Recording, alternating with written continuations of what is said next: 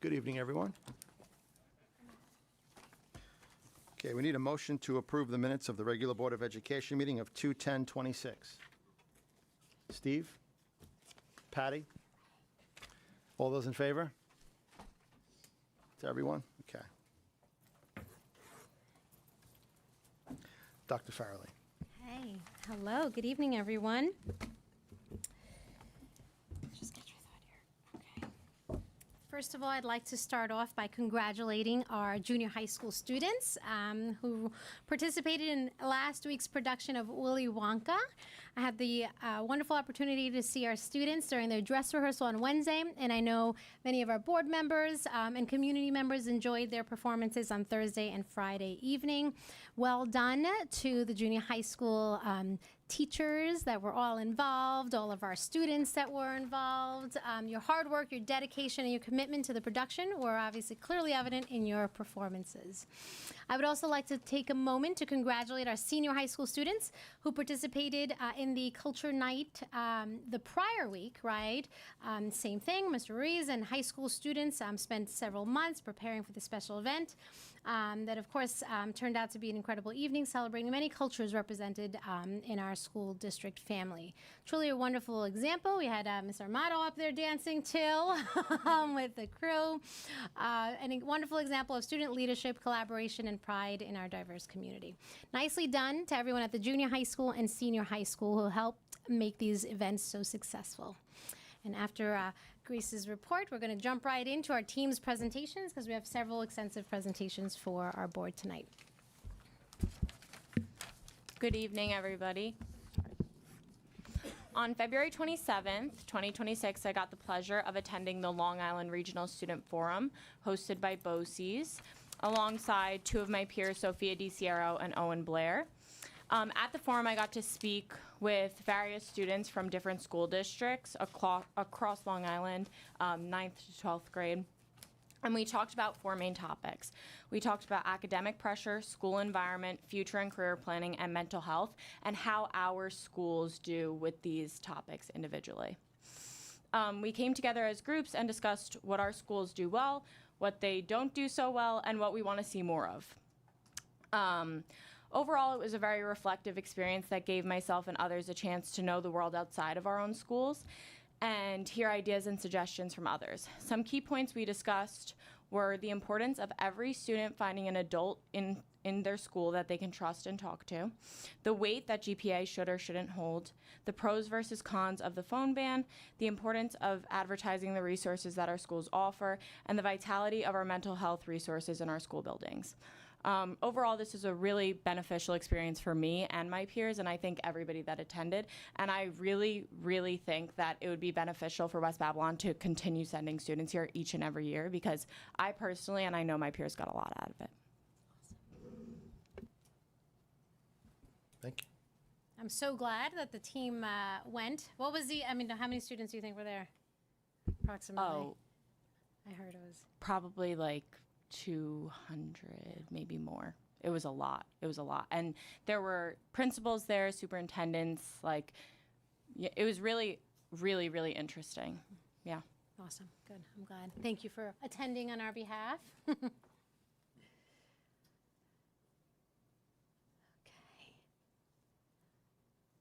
Very good. All right. So we are going to jump right in. We have Ms. Yuta Raspy, one of our fearless leaders, coming up to the mic right now, who will provide an update for our board on our, again, a mid-year review of our E&L department. Take it away. Just make sure your mic is on so everyone hears you at home. So press the button. Did you flip these presentations? Now it's on. Now it's on. The Good. order? Yes. Yes. Okay, so tonight I'm going to talk about our E&L mid-year review. Should I use the mouse for this? Oh, okay. So right now, currently in the district, we have 316 E&L students. Our top language is Spanish by far. And then the second runner-up is Haitian Creole. But I'm going to go over that for later in the slides. K-5, oh, did I do that? Oh. K-5, we have 7 teachers. They're all dual certified, so we can provide pull-out service. 612, we have 6 teachers, and they're also all dual certified, ELA and ENL, so they provide the English class as well as the ENL. So it's great that all of our ENL teachers are dual certified. Here's our breakdown by grade. 7th grade, if you see, we only have 10 ENL students, which is a shock for West Babylon. This is my 20th year here, and that's a very low number for us. Our 12th grade has 30 students. We're generally around 17, 18, 19 ENL students. If we go to the next slide, I broke it down by our Spanish numbers by grade. This number is important because according to the state, once we hit 20 students of the same language, we're supposed to start to consider bilingual. And then if we have that number for consecutive 2-3 years, then we have to. So West Babylon's in a unique situation where we hover around that 20. At the start of the school year, 3rd grade was at 19. Now we're at 22. So I can never definitely say that we're gonna have more than 20. So every year, the state kind of questions our numbers in a certain grades. You can see 10th grade has 21. 12th grade, for the past 2 years, we've been above 20, but then they graduate. And then we've been getting an influx of children that are like 18, 19 years old when they start here in West Babylon. So that's why that number is high. But overall, we're not like a Brentwood where we can say we consistently have over 20 in each grade. We need a bilingual program. But we are getting close in some grades. So I just wanted to make everyone aware of that. Okay, next one. So here is our ENL students by language. And what I did here is I did the household language. So we use a program in West Babylon called eSchool, which houses all our data, assessments, attendance, household language, which is where I pulled this report. So 617 of our students district-wide is Spanish-speaking household. And that comes to 17.8% of the West Babylon population. So that's a large percent. You have a Spanish-speaking household. Our next one, there's 55 Haitian Creole students. So if you compare them, 617 Spanish to our next language, there's a big difference. And then I was shocked to see Urdu because they're not in ENL really anymore, our Urdu students, but we still have the household that's speaking Urdu. And then Polish, and right behind Polish is Ukrainian and Turkish. They were like 31 and 30. Here are some programs that we run. We do Rise and Read in all our elementary schools, which is a wonderful program. The parents come in about 8 times a year. They have coffee and breakfast with their students before school in the school library, and we have bilingual books. And it's really nice to see the parents in there, the librarians in there, the teachers in there, the principal pops in. It's just a nice, comfortable way where the parents can ask questions and feel part of the school. In the summer, we run a K-5 2-week elementary program. We go on a field trip. They have snacks. They learn with their friends. The kids love it. The teachers love it. It's fun. And it helps the students maintain their English because when they go home, they're speaking in their home language. So it gives them a little piece of the summer where we're back in English. 612, during the summer, we run small group tutoring and regions prep as needed. This past summer, we had 2 students that did not graduate in June because they failed to regents. And they graduated in August because we did prep with them over the summer. So that's also very nice. What? Summer title. Here we are. So one other slide I had, which I don't know where it is, but in the secondary, we also run Parent Academy once a year, where the parents come in and they celebrate their students' learning. We talk about the town of Babylon came in last year, talked about summer programs. We do a senior celebration at the high school where we celebrate our seniors, kids that have tested commanding out of ENL. So those are some other programs. But in our title grant, which we're not guaranteed to get this next year. We have not got word that we're going to get it next year, and this is how we fund all of West Babylon's ENL programs. We currently have around $37,000, $38,000. $15,000 is slotted for our ENL summer program. $5,000, it says purchase services. Those are things such as Language Line, which we use to communicate with our ENL families. The Rise and Read program, the Parent Academy, the Senior Celebration. We use the Benchmark Express program, which is supplement to the benchmark program the elementary schools use. We purchase all of this stuff through the Title III grant. So if we don't have that money next year, it's going to be very sad. I also wanted to bring up, when we have students that need to be tested for special ed testing, and it has to be bilingual, because if the student's native language is, say, Spanish, it's a New York State law that they have to be tested bilingually. We don't have anybody in district that can do that testing, so we have to send it out to BOCES. Currently, this year, we've only had 4 students tested, and it cost us over $5,000. That's only 4 students. Last year, we had 14 students tested. So you could see that number was much higher last year, and it potentially can grow this year, depending on who we need to test. So I would love for when we're hiring, so mental health, speech, if we could hire our own bilingual staff, in the long run, this would help us save money. Because if we had bilingual psychologists or bilingual speech therapists, we would be able to do our testing ourselves. And then a lot of times when our students are tested bilingually, the therapy is recommended in Spanish, like Spanish speech therapy, and we can't provide that. They get therapy, but they get it in English. We've had, just this past week, I had a parent reach out to me. She's having trouble with her daughter. She ran away from home. She doesn't want to come to school. She's asking for the social worker's phone number, and we don't have a bilingual social worker. So I have to,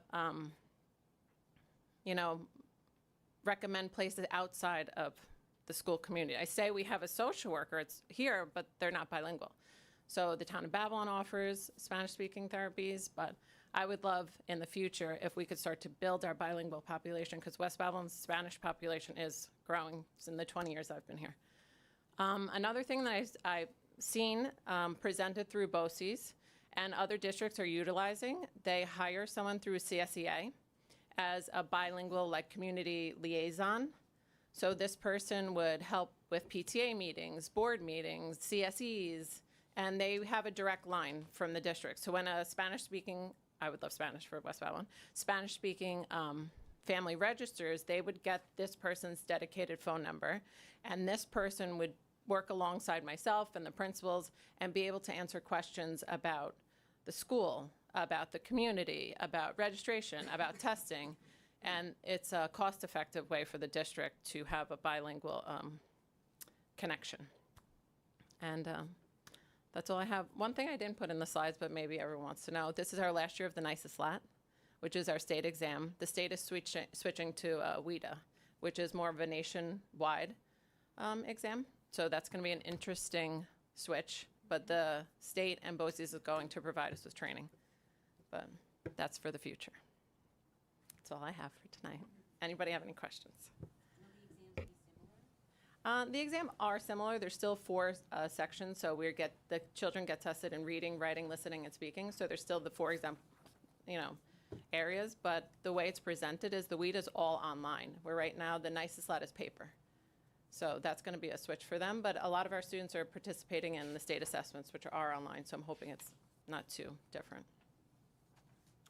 And you showed the languages by grade, and it looked like the later grades had more of a higher population. I know you mentioned some 18-year-olds they transfer in. Is that historically what we see? Kids transfer into the children transfer into the district at a later age? So the thing is, they get higher in those grades because the students you would say he's 18, he's going to graduate. They could stay here till they're 21. So they don't graduate. So say a student comes in at 17 and they only have 6 credits. Or they come in and, not all of their credits are transferring here, or they don't have the regions to graduate. They need to be here for longer. So that's why those numbers get higher in the secondary. So they're moving here later? Yeah. Versus... And they're staying longer. So typically, Right. if you came here and say when you're 7, you go into 1st grade. Right. But say you're coming at 16, you might go into 10th grade. Right. Or you come at 17, you might go into 10th grade because that's where your credits lie. Yeah. Yeah. So it gets heavier Question on the federal grant. Have we always gotten it every year? every year. Oh, okay, so there's no reason to think that we wouldn't get it, even though it's not The state necessarily did guaranteed. say that Title III was done for next year. But now I've been hearing rumors that they might be bringing, it's federal money. Okay. It's not state money, it's federal money. Okay. So, Yeah. Okay. You had referenced the like social workers and other employees bilingual. Is that ever a prerequisite We recommend some of it. those When the job postings go titles? out, it's recommended. When we Um, post So for those? we don't make it a requirement, but we, indicate that it is, recommended or, we'd like to, right? But we don't make it in terms of a requirement. We've also, even in terms of our office assistants, right, like throughout the district, throughout the buildings, we've definitely been able to increase, as people retire and new people come in, right? Individuals that have a second language, and that's definitely been helpful. So, but we haven't made it not a requirement. I know, like, with the social workers, I think we're back to a one-to-one proportion as far as building The coverage. schools, the right? elementary buildings, And maybe that wasn't something we required back then, but whether. We haven't required it. We have definitely looked for and included it in terms of just as, wasn't it just, ultimately, of course, obviously, we land with the best candidate, right? But, Yeah. so it was part of the posting as we would like, right? The second language to be there, Spanish speaking, right? Or any other language. But ultimately, if they didn't ultimately meet, it wasn't a requirement. It wasn't a, yeah. Yeah. So, No, so a right, preference from the so right district, now, we fill that barrier, we fill that gap by going outside?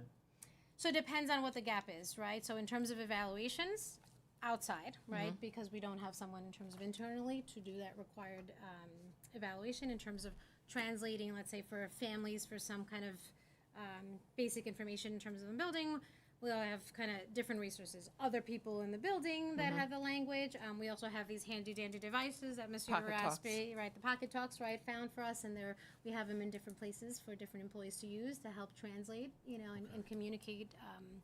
So it depends. It depends. Evaluations definitely go out. Yeah. Okay. Yep. Yes. And even with BOCES, right, sometimes depending on the language, right, we will struggle, right, Yep. not just us, other school districts as well, in finding someone that has, a particular language, right, and can obviously administer these assessments. Yeah, with the correct certifications, Yeah. it's hard. Yep. Like in-house, we try and help the students, obviously, that are Spanish speaking, but we're not certified social workers. So we talk to them, psychologists, right. we talk to the families, we provide them alternate resources, but we don't have certified in-house. And the population of Spanish speaking, I'm going to assume, is increasing? Yes. Year over year, that's okay. Do you see that with any of the other languages as well? So for a while, and I believe it had to do with the war in Ukraine, we got I a was gonna large say, Ukrainian population, yeah. but that has That's leveled off? stopped. yeah. Okay, okay. When I first started here 20 years ago, the Turkish population was very high. That has kind of evened out also. Okay, This year, the most we're seeing is Spanish and Haitian. okay.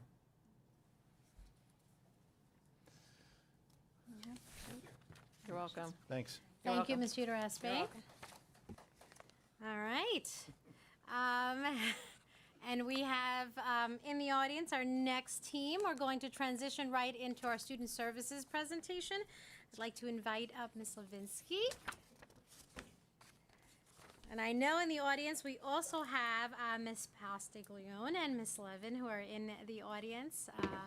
Your other teammates. And Miss Steele, I saw her somewhere. There she is. Thank you for being here, ladies.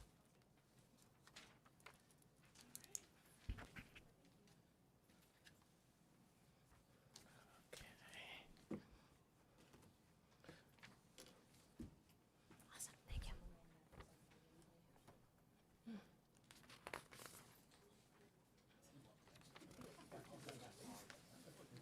You have it? Good, yep. All right. You got all the extras, Amanda. Okay. Hit it. Good evening, everyone. All right, so everyone should have a handout in front of them. Hold it up if you have it. This presentation will be a little interactive. Such a teacher here, yes.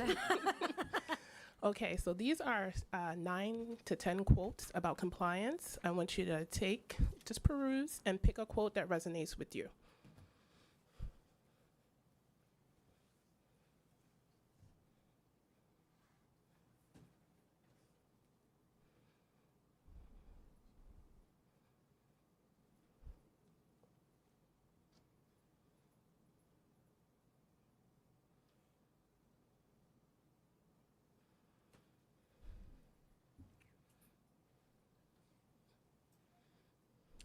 10 seconds. When you're ready, give me your eyes. There's some fast ones here. 2 eyes very quickly. Here and here. Which quote resonated with you? With me, Yeah.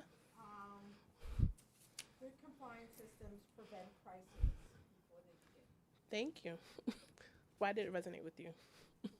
Because I think good systems, good compliance just avoids a lot of chaos at the end of the line. Yes. Yes.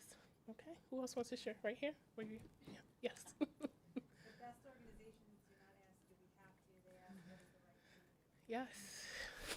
That was one of my favorites. And then we'll take one more. Board chair? Oh, Yep. me? Yes. Funny enough, it was the one. Same one, this, yes. Yeah, it was best organizations do not ask, do we have to, the same one. Yeah, right? So I want you guys to think about the theme of compliance throughout this presentation. Compliance is the foundation of the Student Services Department. All of the work that we do fits within the regulatory framework of Part 200 and 201, and also IDEA, which is the federal guidelines that we use in order to support our students. We must be in compliance in order for our students to be successful and for our teachers to feel supported. All right, next slide. All right, so today we're going to talk about 5 things. The first piece is to give you an overview of the special education demographics here at West Babylon. Since I've taken the helm, we are going to go and do a deep dive into the program goals, some updates and changes that we've implemented this year. Next piece is the wins, what's working, and we have some proof around what's working.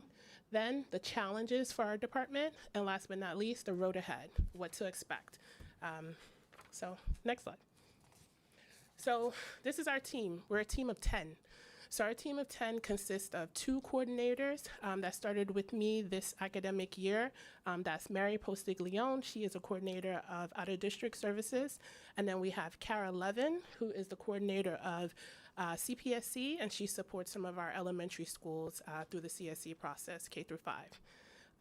At the building level, we have 2 chairpersons. We have Elizabeth Deal, who's in the audience. She's the senior high school chairperson, so she chairs and supports all of the CSC meetings 9 through 12. And then we have Ian Rogers, who supports the junior high school, I always forget, 6 through 8. I'm so used to middle school starting in 5th grade, but it starts at 6th year. And then we have our clerical staff. So I want to give a big shout out to our clerical staff. Our clerical staff is the foundation of our team. They have been through the test of time. They've been through multiple directors, but they have really kept the department up and running as we've gone through transitions. And I'm really grateful and supportive of them. Next slide. So our mission and vision, this is our new mission and vision statement for our department. Our mission ultimately, in a few words, is to provide equitable access, right? So equity doesn't mean we all get the same things, we get what everyone needs. And in order for us to do that, we have to have a vision that includes providing clear development to our teachers and our staff, and also listening to our families so that things are transparent and that our families trust us. And lastly, just making sure that our students get what they need in order for them to be college and career ready and just successful post high school when they leave West Babylon. Next. All right. So when you think about our team, I want you to think about buckets. And I've been saying this for a couple months now, but we have buckets that pretty much categorize the work that we do. And when you think about each bucket, you think about what work needs to happen, what needs to get done, and how it connects to one another. So our overall bucket in terms of what we are legally compliant and responsible for as a school district is our CPSC program, which is for our students who are not here yet. They sometimes apply through our center-based programs and daycare partnerships who are anywhere from 3 to 4 years old. And then we have our preschool students who have disabilities, and that's all a part of the CPSC process. The CSC process is our students who are K through 12 who have a classified disability, and all of their program services and everything that is listed on that legal document that we must provide. We have our out-of-district students. We have over 120 students that are placed in either private placements or BOCES placements. And those students are a large part of the work that we do in the Student Services Department. And last but not least, we have our students who have 504 medical accommodation plans. We have a large number of 504 students who require those services, and we have to make sure that we follow the regulations for that bucket in that group as well. Over to the right, we have our continuum of services. Here at West Babylon, we will provide, if a student has it on their IEP, parts of the continuum. But right now, we currently offer our special class programs. We have 2 812 classrooms, which is the most restrictive setting that we offer at Sanapog Elementary. That classroom is for students who are nonverbal. Some are on the spectrum and some are not. We have our 1211 special class students that is across a variety of grades at the elementary school and at the high school. We also have 15-1 classes. The next restrictive setting is the integrated code talk classes that are taught by a certified special education teacher and a general education teacher across our K through 12. We have resource room, and then we have students who just have related services only. We have quite a number of students who just require one related service. And then left, we have our departments. So that's the other bucket. These are the providers who do the related services, and their work works in tandem with what we provide in the classroom. Without these required services, related services, some of our students won't make the progress that they need to make unless these services are provided. So those are the buckets and the categories within each bucket. Big bucket, right? All right, so now we're gonna have. I asked Jessica if I could speak on this one, and she graciously agreed. We'll go back to the Pac-Man, yeah. So here's the reason why I asked to speak. Just go one slide ahead. She was Back. on. This Not way. back, maybe. Forward, Yeah. right here. So this graph struck me, right? The special education, you're going to see population in our district represents around 20% of the students, similar, to what we were talking about with the ENL, some of the ENL populations, Spanish speaking. This is the budget, and for those of you that played Pac-Man, I'm going to date myself, right? If you look at this circle and you take out that green part, maybe some overlap there with the purple and the red with the aids, you get like a Pac-Man. That's the rest of the special education piece that you never see. That we, of course, is part of our budget, but that is invisible. It's the out-of-district, it's other services that are being provided privately, out-of-district. Some of those materials and supplies and aids even go toward that. It's just when you put it like this, it's actually interesting to see that the visible face of special ed is a small part of what really happens out of the district. Yeah. And it's something, Yendi, Sean, Victoria, Jessica, myself, Mary, Cara are familiar with, but for the community and of course for you as a board, putting it in perspective like this is important because some of these kids never even see West Babylon. And our goal, and one of the things, everyone's been wonderfully supportive of, is to try to get these kids back into West Babylon any way, shape, or form we can. Not just for the district, but for the kids. But I was struck by how much of the budget, budget doesn't necessarily function, but it is a big part of our program. A huge part of special education we never see. So it's something to keep in mind as Jessica gives the presentation. A lot of the special education department and things she's talking about will never be physically seen here in the district itself. Thank you, Scott. All right, so pre-pandemic, where were we? What's our classification? So there's a rumor going on, got your attention. There's a rumor going on in Long Island that we have the highest classification rate on the entire island, Suffolk and Nassau County. Pre-pandemic, we were at around 19%. So this is straight from the said website. This is where we were. We were already a high classification district. And if you want to see how we match up towards the other Western Southern BOCES schools and what their classification rates are, that's the next slide. I'm so used to walking towards things, but I gotta stay by the mic. So in the light red, that's West Babylon. And then those are our surrounding districts in the Western Suffolk BOCES. We, even before pre-pandemic, we were still the largest, we had the largest classification rate prior to the pandemic. All right, so where are we now? We are almost 7 years past the pandemic. We are 2026. We are currently at a 26% classification rate. That is a quarter of our students are classified. And if you look on the right-hand side, you can see that classification rate broken down by category. So those categories are CPSC. We have our, which includes our 3, 4, 5-year-olds who are preschools with a disability. We have our K through 5 piece, and then the largest number of students who are classified in this section is our 6 through 12. So our junior high school and our senior high school have the highest number of classified students there. But I do want to give a shout out to the high school. They've done a really nice job this year declassifying students and making sure that students who have met their goals are declassified. So they're not spending the entire high school experience receiving these services. So nice job, Liz, and the high school team. So this is where we are in terms of our 26 classification. And if you want to see it broken down even further, next slide. So this breaks it down by service model, and it's a comparison of the previous school year and our current school year. So the current school year projections are currently what we're living in up until the month of March. So this is February data. That's our most recent data. So in the blue, we have our, make sure I'm saying the right thing, 25, 26. And then in the red, we have our 24, 25. Go back to the chart. Go back.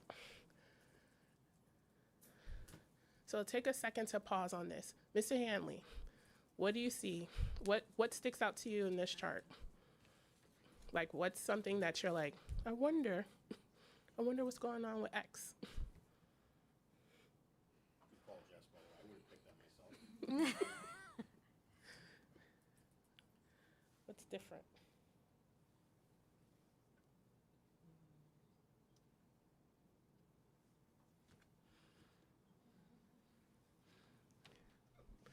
Yeah, pay attention. Go ahead. Someone wants to tag him in? Lifeline. Come on, someone be his lifeline. You want me? Yeah, Haley. This chart, what do I see? Haley's sharp. I Let's see go. some positive colors, blue. So I noticed there is some decreases in certain classifications. For example, ICT, students 6 through 12. But however, I do see some increases in an ICT setting, students K through 5. But overall, I see slightly more decreases. Yes. Overall, and I think I passed the test. Yes, you did. Yeah. So we're trending downwards, right? So some of our students that have been receiving services for years, we're on the pathway to declassifying them. But we have to be clear with what those goals are, what those services are, progress monitoring, and we're going to get into that in this presentation. Next slide. So we have 3 goals over the next couple years. The first goal is to provide excellent compliance systems. Compliance, we have to get it right. It's not a maybe, it's not, we'll think about it. Compliance as is written in the regulations, we have to make sure that we have systems that are set up in our department in order for our district to remain in compliance. That's our ultimate first goal. That's the goal we've been working on this entire year. Once we have our compliance systems established and they're up and running, and they support our parents, our teachers, and our students, then we have to improve our instructional models within the continuum. So we have to make sure that in an integrated classroom, our students are being successful and teachers are trained and know what to do in that setting, the same for resource room and the same for special class. And our last goal is around the trust and transparency with our families. With the transition of many different directors, we've kind of lost some of our parent partnerships, and we're working very hard with SEPTA and every parent that contacts our office to rebuild that trust in order for our parents to respect and believe in the work that we say we're going to do here at West Babylon. So those are our 3 priorities and strategic goals for the Student Services Department. So what's changed? What's different? Jessica's here, so what's different? The first piece, buckets. You won't forget buckets. Okay, so the first thing that we're doing is to centralize systems. Every school was doing things differently. Every elementary school, the high school was doing things one way, the middle school was doing things another way. the 4 elementary schools were running compliance a different way. They had different understandings of the regulations by school. So we're working really hard to centralize our guidelines, our protocols, so that they're aligned with what the law states, and then also that everyone's following, we're all rowing in the same direction in order for us to get to the finish line, which is excellent compliance systems. So this is an example of something called a Padlet. If you have this presentation electronically, you could check it out later. So this, in addition to our Google Drive, we centralize all of our resources. We have a guideline for every regulation, everything that comes up. We establish clear guidelines, and then we train the folks who are responsible for facilitating those guidelines. So we have training for our school psychologists. They primarily facilitate the CSE meetings. They are the legal arm when you have a CSE meeting, and they need to know what the regulations are, and they need to know what to do when certain scenarios come up. And that's the training that we provide to them monthly during our monthly school psychologist meeting. But the centralization of resources, knowing where to find what is the regulation around test read accommodations. Everyone should be able to know what the guidelines are, find them, and then be able to communicate them to families. So that's the first step. We have to centralize our processes and protocols. Next slide. The next piece is clear roles and responsibilities. Who's doing what? When are they doing it? How does it work for initials, reevals, annuals? What is your role? And then what are you responsible for doing? So we want to make sure that's clear, crystal clear, and that's done through this grid. So that's also another hyperlink you can check out. And this has been shared with the department, our teachers, in order for everyone to understand what ultimately they're responsible for. So if anything happens compliance-wise, we know who to trace it back to so that we can hold folks accountable. And also support them if they don't understand. Next piece is collaborative processes. So this one is really close to my heart because it allows us to collaborate with other departments. So this is the case management tracker. It's one of the first things I created when I got here, and it's just an opportunity for us to track the process of a student who is referred for services. We are responsible for having a 10-day meeting from the minute a parent submits an initial referral. We have that meeting, we determine if we're going to move forward with the evaluations. We need to communicate to the MTSS team that we have a student who is having difficulty. What are we doing at the building level to support those folks? But the MTSS team won't know who that student is if they're not looking at that tracker and they're not seeing, okay, we have a student who needs support. Then we have to move into the evaluation. Those are our related service providers. They have to know that they have to test this student in addition to providing direct service, in addition to attending CSE meetings. So you want to have a flow or a tracker.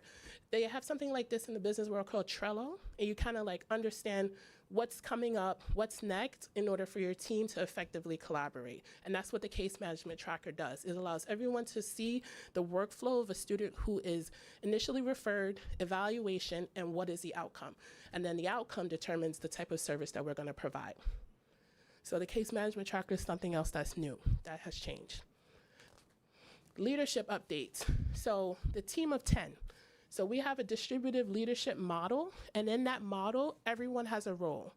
So in CPSC, Kara Levin, she works with Suffolk County to provide CPSC services. She works with daycares, center-based agencies, families who may have students that are at home and who they suspect that their child has a disability. That's the crux of her work, is to be that point person for our students who are identified as having a disability but not school age yet. So she manages all of the CPSC processes and all of those stakeholders who are part of the CPSC process.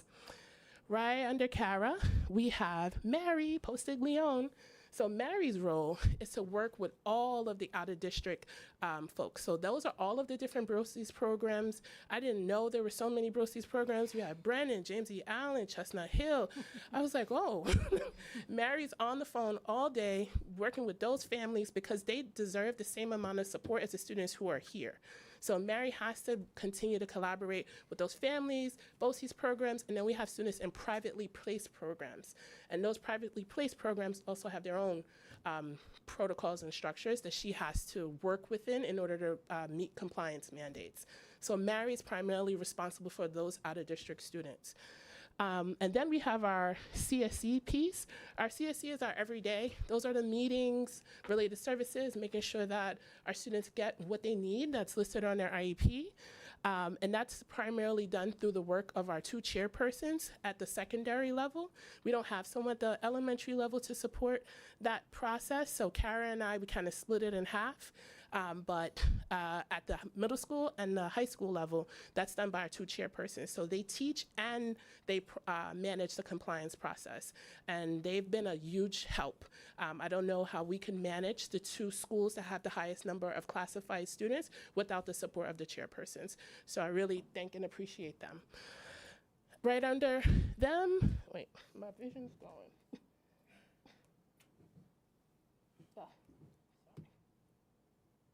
So how do we all collaborate? We have a weekly meeting.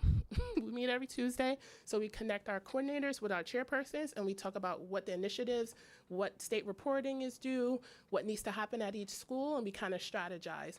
We've broken those meetings into 7 through 12, where I meet with just the chairpersons, and then the coordinators have their own check-ins each week. So there has to be a touch point in order for us to make sure that things are moving smoothly across the continuum and within our department.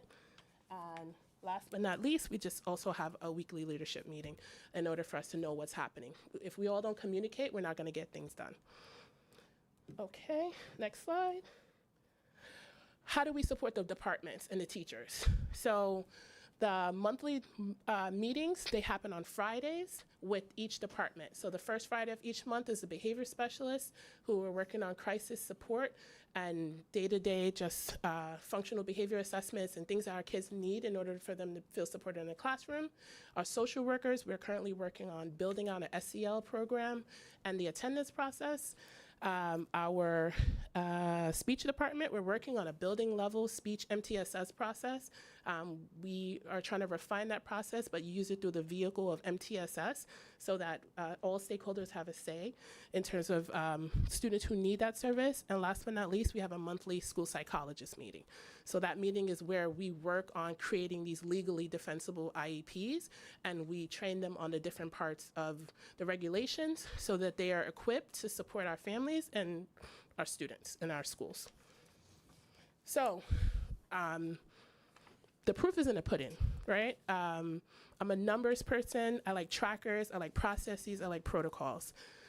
We are projecting these services to decrease. So what is working are these projections. In speech, we are projecting a reduction in the number of students that are classified with this service through them graduating from this service. Not from us just removing services arbitrarily, but these services, these students have met these goals, and now they no longer need the service. So these are the projections that show you where we are by grade for last year versus the current projections for the 26-27 school year. Next, paraprofessionals. We did something really strategic with our aides. Students who require behavioral support, we went through the FBA BIT process. So if an aide is working with a student who has behavior challenges, they need a plan in order to support that student. So if you have an aide for behavior, you need a BIP. So we went through the FBA BIT process, and that was our opportunity to really look at what aids were needed medically and what aids were needed through behavior. And that's how we were able to project downwards for paraprofessionals. Resource room, the same thing. We have a downward projection of students in this part of the continuum. Next slide. And last but not least, we also have a downward projection for students in a special class. I did not put ICT on here because we're going up in integrated co-teaching. So those are some of our wins. Now, our challenges. So our first challenge is just human capital and capacity. We're a team of 10, and we definitely need support. We have over 800 students who are classified in our schools, and we need just more arms and legs to get to some of these things. Sometimes if I'm in a legal meeting, I may be in that meeting for 3 to 4 hours, and that's 3 to 4 hours that I can't use to support the schools directly. So definitely just more human capital and capacity. The next piece is just a literacy gap. A lot of the referrals that we're receiving are students who are not reading on grade level. So the students they're behind grade level, and parents are looking for answers. They're looking for ways in order to have our student progress, and they think special education is a vehicle to go through, but we also have MTSS, so we're working very collaboratively with that group in order to show parents we have tiered building level support that can help your student get back on track, and they don't have to go through the special education process to get that help. Next, just continuum gaps. We have certain parts of the continuum that we need to offer in our district, specifically APE, which is adaptive physical education. We have a number of students who have physical disabilities who can't participate in PE as other students, and we need to make sure that program is known that we provide it here. I was in a meeting with an advocate last week, and they were like, your district doesn't have APE? And it kind of like scolding us, and I'm like, no, we're working on making sure that this program is known and we have it here at the district. The next piece is just, we need time in order for us to build out our continuum, resource room, ICT, and special class for teachers to know what they're doing and what curriculum to use and how to use it. We have to build out the instructional framework of that, and we need time to do that. But we can't do that if we're spending a lot of time in like legal meetings. And then the last piece is just mounting legal challenges. So I know the board is aware of the lawsuits that have come about for things that have happened 2 years ago, 3 years ago. We have legal challenges that have come up, and it's because of compliance. If we don't get our compliance in order, these legal challenges will continue. So we have to focus and prioritize compliance. Next slide. So if you're wondering what we're going to do in order to stop some of these legal challenges, these are the areas of compliance that we're going to focus on. The case management process, so the identification, referral, evaluation, and placement of students, we want to make sure that that process is flawless and that parents are aware of what needs to happen and that our teams are following what the regulations say. The next piece is just goals. So you can't monitor and graduate a student from services if they haven't met their goals. But we have to write goals that are grade level appropriate and that meet the needs of our students. So we have a SMART goal bank and we're working on refining it. The next piece is progress monitoring. This was an area we were dinged on. We need to track and monitor how our students are progressing through assessments, through whatever tool or measurement that is listed in the goal. We have to make sure that we have those documents ready. If someone's filing a claim from 3 or 4 years ago, those records may have been completed, the teachers may have done it, but we have to make sure that we have systems that collect things electronically so we're not reliant on paper and human memory. Next piece is just a data recording. In order for you to progress monitor, you need to collect data. And that is something that we're working on. I know the WBTA is working on supporting their teachers with progress monitoring, and we're working on that as well. And lastly, just making sure that everyone has professional development on legally defensible IEPs. We had a session from our law firm during Superintendent Conference Day for our school psychologists and chairpersons around how to have legally defensible IEPs, because it is a weakness for us, and we want to make sure that the documents that we're producing can stand up in court if they're ever questioned. Lastly, where are we headed? Requests and needs. My ultimate request is just K through 5 CSE support. Right now, our elementary school compliance is split between Kara and I, but if I'm in a different meeting or I'm here, who's keeping an eye on those 2 elementary schools? So we definitely need additional support K through 5. We need to continue to work on the instructional framework and guidelines for the continuum. Thirdly, we need an intentional focus on progress monitoring. This is a reoccurrent theme in some of our parent due process complaints. It's just the goals and then how are we monitoring student progress towards those goals. So we want to make sure we have clear systems for that. We want to have a summer literacy partnership with Literacy Nassau. We have the quote. We want to train some of our teachers so that we're not spending $250,000 to an independent provider to provide reading services. We can train our own teachers to provide these Orton Gillingham services. So that's something we're really working towards having. And then lastly, just improve parent partnerships. I think the trust will be rebuilt when our systems are where they need to be. So that is it. Thank you guys. Hope you enjoyed. Questions? Got some questions? I hope you understand. Yeah, no, I see you wrote like a little book there, so. My first question, before we go into too much, is can we go to some of the graphs? Because I just couldn't read Yes, please. The speech would be great first. What is Yeah. the y-axis? That's supposed to be the Let me go up percentage there. or pupil? Yeah. Yeah. I feel like speech was the easiest to, could you go back once, Matt? I'm sorry. I think it's 1 or 2 to speech. Perfect. Yeah. Sorry. No, the other way. I'm so sorry. Stop There we there. go. Yeah. All right, so down here, these are the different grade levels. Sure. Yep. Right? And then up here is the number of students who are projected to receive the service. Okay. So in the yellow, that's what we project, and that's the downward spiral, the kids who are getting the service. And then the current year of who's receiving what by grade. So realistically, for speech, we're increasing in the lower grades, but potentially decreasing in the upper grades. Okay. A natural Sure. Mm-hmm. Okay, which might be part of the process, right? We're getting intervention quicker. Okay. That was just, I wasn't sure if I was reading it right in terms of the count. I love that you had it up. Yeah. Okay.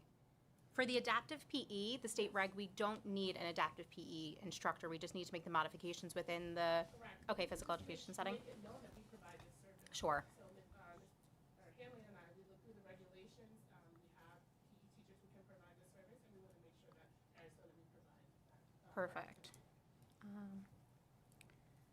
Could you elaborate on the SMART goal bank? Just to I couldn't like totally wrap my head around. Is that just like a collaborative, shared kind of document, or? Yeah, so what we did was we looked at the science of reading and like the key strands in the science of reading, and then we looked at each grade level category in terms of what students need to do by the end of each grade level for ELA and mathematics, and then we created up to 3 SMART goals for each section. So that if I am a 3rd grade teacher and I'm looking for a reading goal on context clues, I know where to go. I don't have to make it up on my own. The ultimate goal of the SMART goal bank is that it has vertical alignment. So through each grade, you know what skills and concepts you need to learn, and then where you should be. Because oftentimes it's, is this appropriate for 2nd grade, or are they already at Correct. grade level, or whatever it may Correct. be? Okay. Yes. The literacy Nassau, is that similar to like Wilson programs, all of that type So of Literacy things? Nassau is a nonprofit organization that we currently contract with to provide reading services to a large number of our students. We pay them to provide these services, but they have a training component, and they've partnered with other districts to train their teachers so the teachers can provide the service themselves. So it wouldn't align with our benchmark curriculum necessarily, but children that have a classification that impairs them differently with their reading? Correct. So Okay. if they have a recommendation on their IEP for specialized reading instruction, we could have one of our teachers provide it. Okay, understood. Wouldn't align with the curriculum. It wouldn't, because it's catered specifically to their goals. But interestingly, one of the things we're looking at is the potential of getting our own teachers or teaching periods at a less cost, students stay with our own teachers to do the services of which we're probably going to pay more for with outside. Possibly through that MTSS model in the K-5, or The different? MTSS went up, but getting the teachers certified and then freeing some of the schedule up. Okay, perfect. Okay. As Chris pointed out, I have a long list, but you go, because I have to make sure I cross Break all it the up, things out. break it up a little bit. Well, first, I just want to thank you and your team for attending SEPTA and PTA meetings. I think that thanks. the consistency in which you guys have been doing that is appreciated by the parents, me being one of them. So Yeah. thank you to you and your team for doing that. You had mentioned getting each building on the same systems. Yes. Is that going to eliminate or reduce the number of lapses in students that transition to a new building where the services are maybe not consistent, where student received last year, the new school building didn't know they were supposed to receive? Correct. It will eliminate, because that's kind of something that you get every year. I get Yeah. a couple of 2 or 3 times I hear, and that's only on, just me being on social media. You hit the nail on the head, right? Because we don't offer each program placement at every school because we don't have enough students for that particular section, we have to have a system where everyone's doing the same thing at the same time, right? So things have to be centralized. So if a student mid-year has a recommendation that moves them from Santapac to Tooker, he shouldn't have a different educational experience. The compliance process should be the same, and parents should have the same experience in CSE meetings. So the file essentially that gets handed off is seamless. That's what we're working The new towards. model, okay. That's what we're working towards. Okay. Another question. More You- importantly, I think oh. it's written in the same language, where sometimes the language may change a little bit from building to building. Okay, okay. Not literal language, you mean Now, I was- terminologies. That was a meta, You had shown the West Babylon percentage of kids that are classified. Correct. Why do we have that number that's stands out? There's so many different reasons. I think one, I think different directors had different ways to classify students. I don't think there was always someone at the helm looking through numbers, looking at trends, supporting folks and providing them with guidance around like what's allowable, what's not, what can we do differently. And I think one of the biggest pieces is the MTSS process. When we brought up the MTSS process at a recent CPSE Turning 5 training, families were like, we've never heard of this and we did not know West Babylon offered this. So we're providing tiered level interventions where you don't necessarily need to be classified to get an intervention. You shouldn't need an IEP to get math intervention services or get additional support for reading. It's provided by the school district in the building level. And I think some of our parents think special education is the only vehicle to do that. If you have a disability, yes, we're going to provide the service. But if you don't and you're found ineligible, we should still provide you with intervention. And that's what's happening now. Sure. No, understandable. I'll give a quicker answer to data. As you heard Jessica, without the data in the past, maybe the data wasn't as sound or as concrete. When you're using data the way the MTSS teams are and then the special education department is, it becomes that common language where it becomes irrefutable if the student needs it or not, and at least it's easily defendable. So if you didn't have the data, kids might have been recommended, and it was, why should they be here? Well, they need support. That isn't data, but that may have worked in the past, or not worked, but it may have been a real reason, and there's strong feelings for that. But when you start to rely on the data, we're going to talk a lot about that in the future, it becomes kind of a clear piece. Do you need it or not, and what can we do if you don't need it to support you with the MTSS process? So how when you talk about the numbers and the trend, how are you predicting a decrease in services needed? Yeah, so we have the projections and all of our providers, they started in December. They make projections based on how students are progressing towards their goals. Okay. And these projections are about 90% right. And then what we do is we cross-reference it with the actual CSE outcome, right? Because we still have a number of months to go of school. A student may meet their goal by then and we may make a change, but we have a process to track what that looks like. But right now, this is what the providers are projecting who provide the direct service. But- The other piece is you started, in terms of the annual review process, Yes. the team established a schedule that starts earlier, right? As opposed to later on in the semester, and all of them happening simultaneously, right? So a tiered approach in terms of by level. So some of those in terms of projections, those CSE meetings have already happened and are in the IEPs, and then others are tentative, right? In accordance with, what was projected, but obviously, again, will be confirmed in the next 2 months or so. Yeah, thank you, Dr. Barrett. I forgot to put that in the Last wins. thing, kind of just a general question, because you put some of us on the spot. But your mission statement Yeah. seems very targeted. Yeah. What was your thought process behind drafting that? Just justice, like justice, equity, making sure that our kids have the same access as everyone else. It's a civil right to read, and it should be a right for them to receive their services here at West Babylon. Sounds good. Just to Yes. what Chris had said, off of what Chris had said, and then you brought it up. Yeah. Were we years ago possibly classifying kids that didn't need to be classified to appease parents? Because that's what I kind of. I can't speak on what You know, what happened. say. Yeah. I can't speak on what I happened. know, I'm not trying to Yeah, get yeah. you to. I don't think Yeah. that happened with that necessarily at intent, but where we're using, I think the bigger question is, were we using the right data to classify them? Maybe we weren't. I don't think there was any, malintent with the classification process, but when you go with emotions, and if you're not using numbers, they need to balance each other out, and if you're just going with one as opposed to both, sometimes maybe there might have been some of those misclassifications that shouldn't have happened. If that answers. Is part of that also what you said with our response to intervention at the time, or MTSS, that we didn't have those systems totally in place to give students what they needed, and the gap got bigger because we didn't Correct. have those. So then a child that wouldn't need to be classified in second grade was in fourth because they didn't get any intervention for their reading, One of the writing, big whatever it may be. changes This year, and we implemented this, Jessica and her team has been working with the MTSS team, they're separate but they're together, is almost no child should go to special education without at least the MTSS team getting their hands on it. In the past, that wasn't always the case, which may have led to some of the increased classifications. Well, and then Correct. Once you're there, Yep. yeah. Right.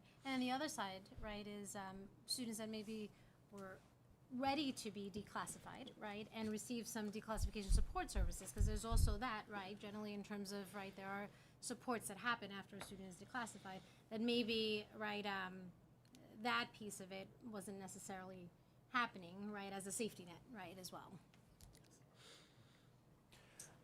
Nice to see you again, Jessica. to see you. Nice presentation tonight. Thank you. As far as your projections that you have on there, Yeah. I imagine we're also taking into consideration the future from students that are coming in from CPSE. They're going to Yes, be making that they're transition. they're projected as correct? well. So we had Kara look through the CPSE Okay. for kindergarten. So she made those projections for 26, 27 for K. But we still have a number of kids who are in UPK, and we're trying to figure out what that's going to look like next year. So our K projections are there as well. Got it. And for some of those that might be transitioning out of CPSE to the CSE program, you mentioned that you mentioned it before, that not every student that's in the services are actually located within the district. They're in other locations. So is it feasible to say that there are, special education students that are being taught, at other schools outside of our district, Nassau and Yes. Suffolk? Yes. Right. Yeah. Is the problem that we don't have enough certified staff in the district, or is it just? No, it's the enrollment. Sometimes maybe we have a section with just 2 students, right? We don't have the amount of students for each part of the continuum. Okay. But no, we have the staff. and we have So the when certified you're, and I'm kind of go back to what some of your requests were. Yeah. In terms of staffing, right? You're looking to get some more, hands in the pot, if you will. Just it's one. just one. staff. Just one. Okay. Not one hand, one person. One person, 2 hands. Yeah, well, thanks for that clarification. So that kind of makes my question kind of moot. So I thought you were looking for some more support from the special education side of it, but you're looking more on the administrative side? Correct. Got it. Okay. I appreciate it. Thank you. No worries. Just to piggyback off of what Frank said, that's due to Kara having to work so much with the CPSC component? Okay. Correct. just to be Yeah. clear. So like this week, she has 19 meetings.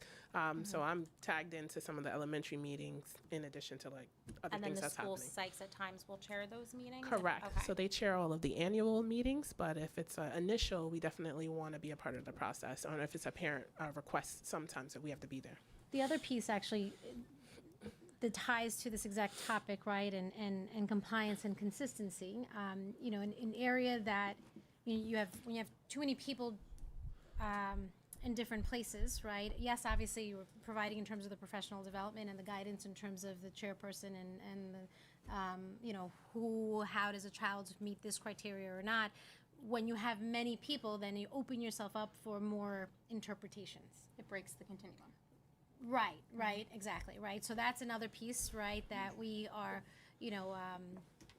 navigating through, right, in terms of the CSE meetings.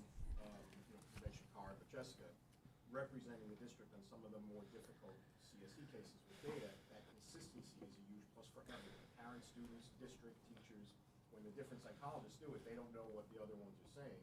So they may inadvertently be saying different things, not because there is a protocol, just because they're just being exposed to different situations and not knowing what the other is saying. There's a huge strength in getting that, like Dr. Farrelly said, that centralization. I have 2 little silly questions, Jessica. No, Please you're don't get not mad at me. silly. Just, actually, it's really your question. I'm going to go to you. I'm gonna ask Jessica. I'm going to go back to the pie graph with the BOCES. Yeah. Just for clarity, does that also include any services that are, because you said you don't always see it, but that includes services here of testing, any of those things as well? No. Or bulk of it is not? Okay. That's out of district, that's your option. Only out of Majority, district. That's your option. It's Yeah. not if we get like a vision consult or something like that? Some of the other brackets. Related services. Yep. Understood. Okay, got it. And then back to what Chris said about the conversation of like between the buildings, is that because of 408 meetings breaking down in some capacity? Or is that like having a meeting prior that we all are aware of what the IEP is and all of that, is that not happening? No, those happen. We have Okay, we so have a it's not strong that, it's IST just process. Yeah. The actual paperwork kind of Exactly. thing. Got it. Okay. Yes. Thank you. I'm sorry. No, you're fine. I love questions. Thank you guys so much. Have a great Thank day. you, and thank you to the whole team that's here from Student Services. Well done. Good point. We definitely should have had water for her, absolutely. All right, Mr. Payne will Thank you. continue our presentations for tonight. So if I focused on learned one C9. thing, Dr. Farrelly, I'm going to Yes. start all of my presentations with asking Mr. Hanley something. Is that okay? Or Go for it. 27 times 422, Sean, quick. All right, here we go. So my presentation will be quicker, but you'll see a lot of overlap with what I'm saying, with a lot of what Jessica said, and what some of the other presenters have come up with. Basically, I don't have a budget, right? The budget for curriculum is spread out all over the place. Your 2110s, your 2630s. I'm going to give you a list of things that some of the other chairs that have come up here and some of the ones that haven't been up here will, but kind of an overview of a lot of things that affects curriculum instruction here in the district. You'll see the areas up there, they're self-explanatory, and a lot of the things that were mentioned are overlaps, like I said, with what has been asked for before. We'll go through it. But basically, the SAIL program is a new program. The buildings are requesting money, which is a good thing, right? This year was a building year. It was a unique, phenomenal opportunity to provide this program to the elementary schools. They are building as we speak, and they need some resources, which we've mentioned in the past, each building. Registration for competitions, great opportunities. A lot of them are online, which is nice, so we don't have to leave the building, but we can still compete. Materials for classroom projects, some of the more elaborate projects, robots, Legos, things like that. They're expensive. Long-term classroom equipment and website subscriptions. So this first request, right, on behalf of the on the SAIL program is for this new program and some sort of budget, which would go under my code for supplies and registrations for them. Notice there's more than, when we say 5+ sections in each building, we are starting to see a trend. JFK right now, where there are some grades with 2 sections of SAIL. We originally only planned on 1. That's a good thing, but it's also more kids in the program. This is a big one, Jessica said. This is approximately $35,000 to $40,000, but the ability for us to record progress monitoring data over years and consistently in the same format is going to be a game changer for us. We've seen some recent cases where we might not have been able from 2 years back to prove some of the progress monitoring, to prove that special education students were or were not meeting their goals. This system that we're looking at, and it's finalized down to Link It, which is a good system, would be district-wide. It would be used by special education teachers and hopefully MTSS teachers as well, because it's a similar process. And it would store the information forever in the district so that if we needed to go back 2, 3, 4 years, we can get it. But also, more importantly, teachers can get it, like we were talking about, handing off that folder, Mr. Paolillo. Now the folder is digitalized.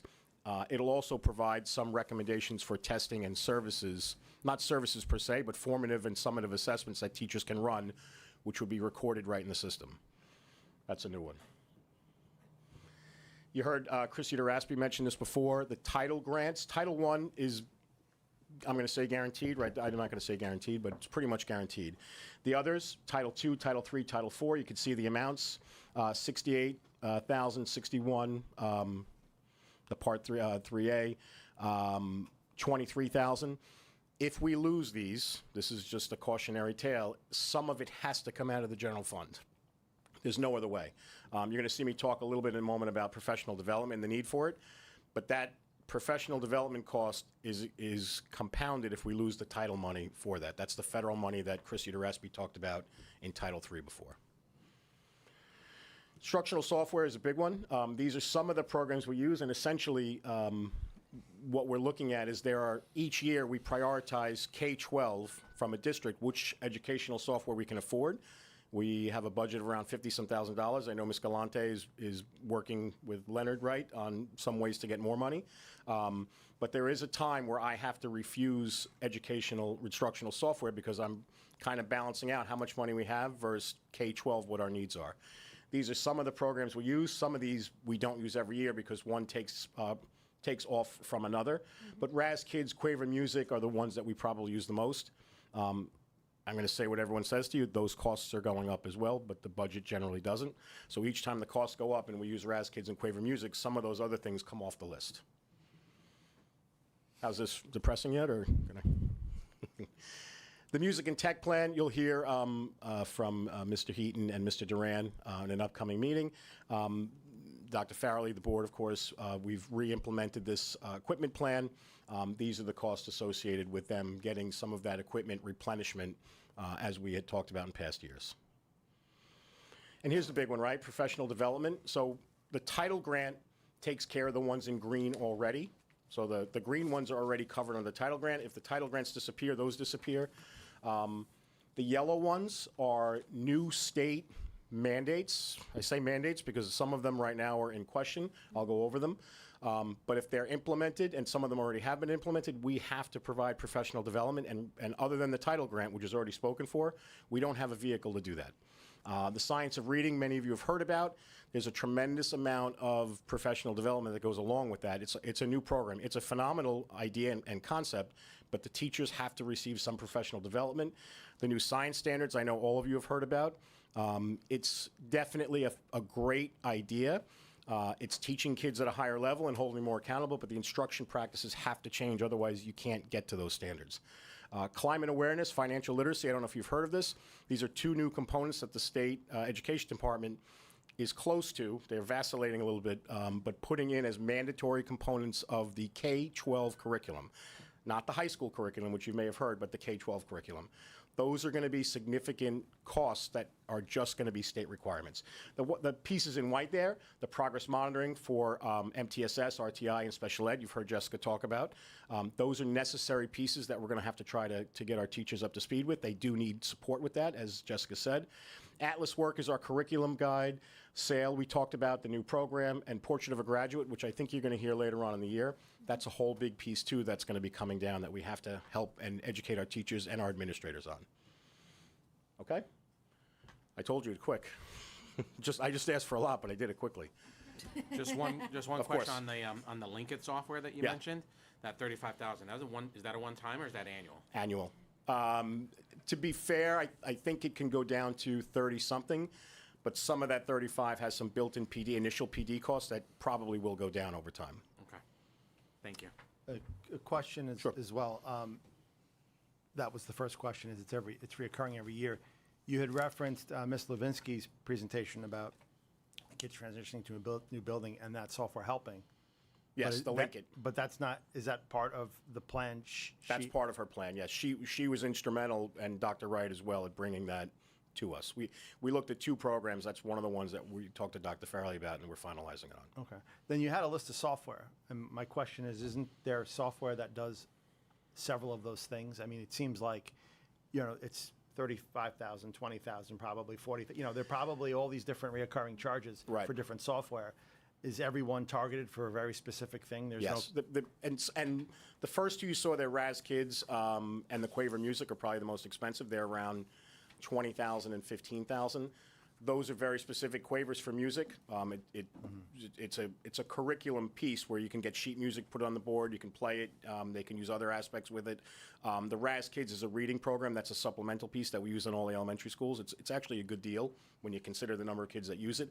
The other ones are relatively inexpensive, but they're targeted to a particular thing. So some of them that you saw up there, if we want to go back, are like designing particular science assessment questions that are geared toward either AP or Regents-based questions on the secondary level. So they're only about 4,000 or 5,000. I say only, but those add up pretty quickly. Now, I know you guys had done a lot of research on the CEL program. I think you compared to other areas. Right. So the budget's going to 20,000, which is great. It's a program I think everybody was, for the most part, happy to see added. My concern always becomes is we add something, and then as time goes on, we cannot support it, and it becomes this diminished thing, and the only benefit is that we can say we have it. Is $20,000 what you're seeing other districts spend, or are we actually looking at a program for it to be to have 20,000 is quality light. instead of quantity of things offered? 20's light. So a robotics kit, one Right. robotics kit for one grade probably runs about $11,000. We're not going to get that. Over time, we'd like to slowly build them up, so we're going to push them into each of the curricula slowly.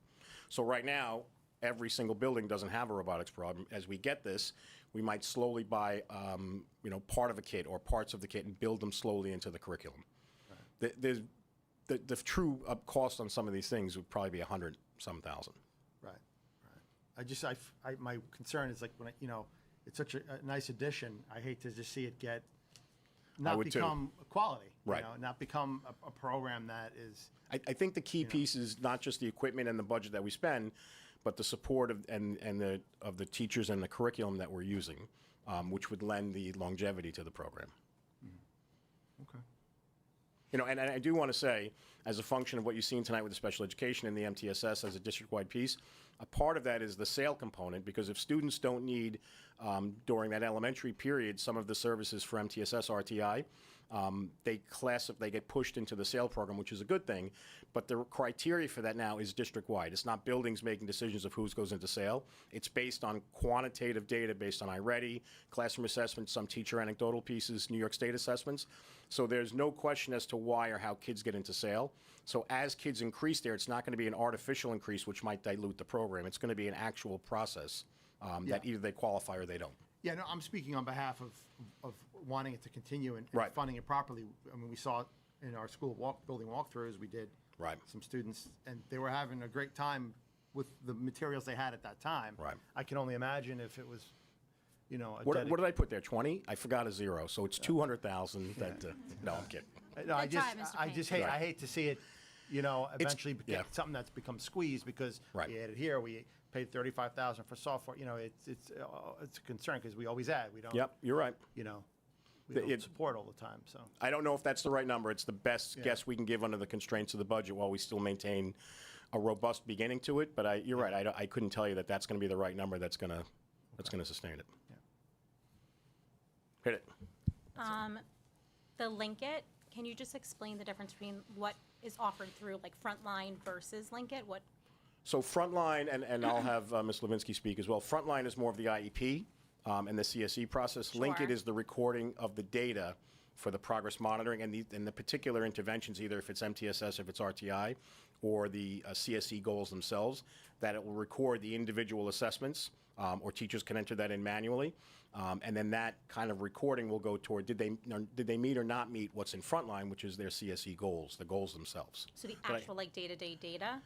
Day to day, week to whatever the week. So progress if we say a monitoring particular requires. intervention is 10 weeks, we set it Sure. up in Linkit as 10 weeks, and over 10 weeks, you have to put the data But in. Frontline can't do that? It doesn't do that, It no. won't do that? No. Okay. And then what's your thoughts on how the staff will respond to having to do multiple? Not well. I mean, Okay. it's going to be anything new Sure. is hard. I'm not saying that to be disrespectful to the staff. Anything new becomes Sure, yeah, difficult, and yeah. Linkit is going to be tough at first.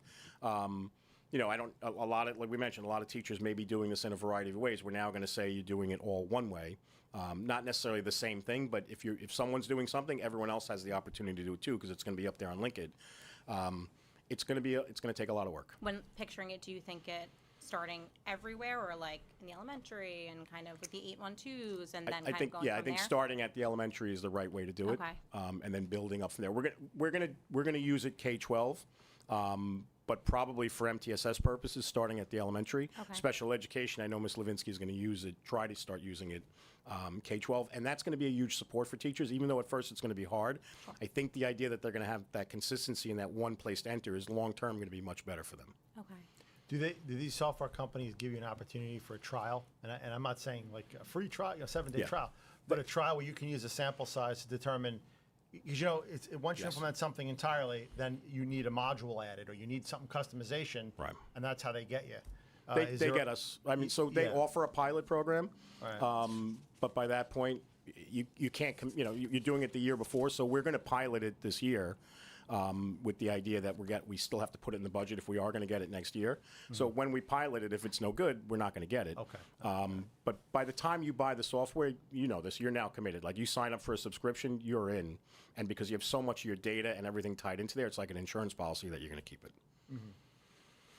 So, but and the good news, I think it's really good. I think it'll work. The RAS Kids benchmark doesn't have something comparable.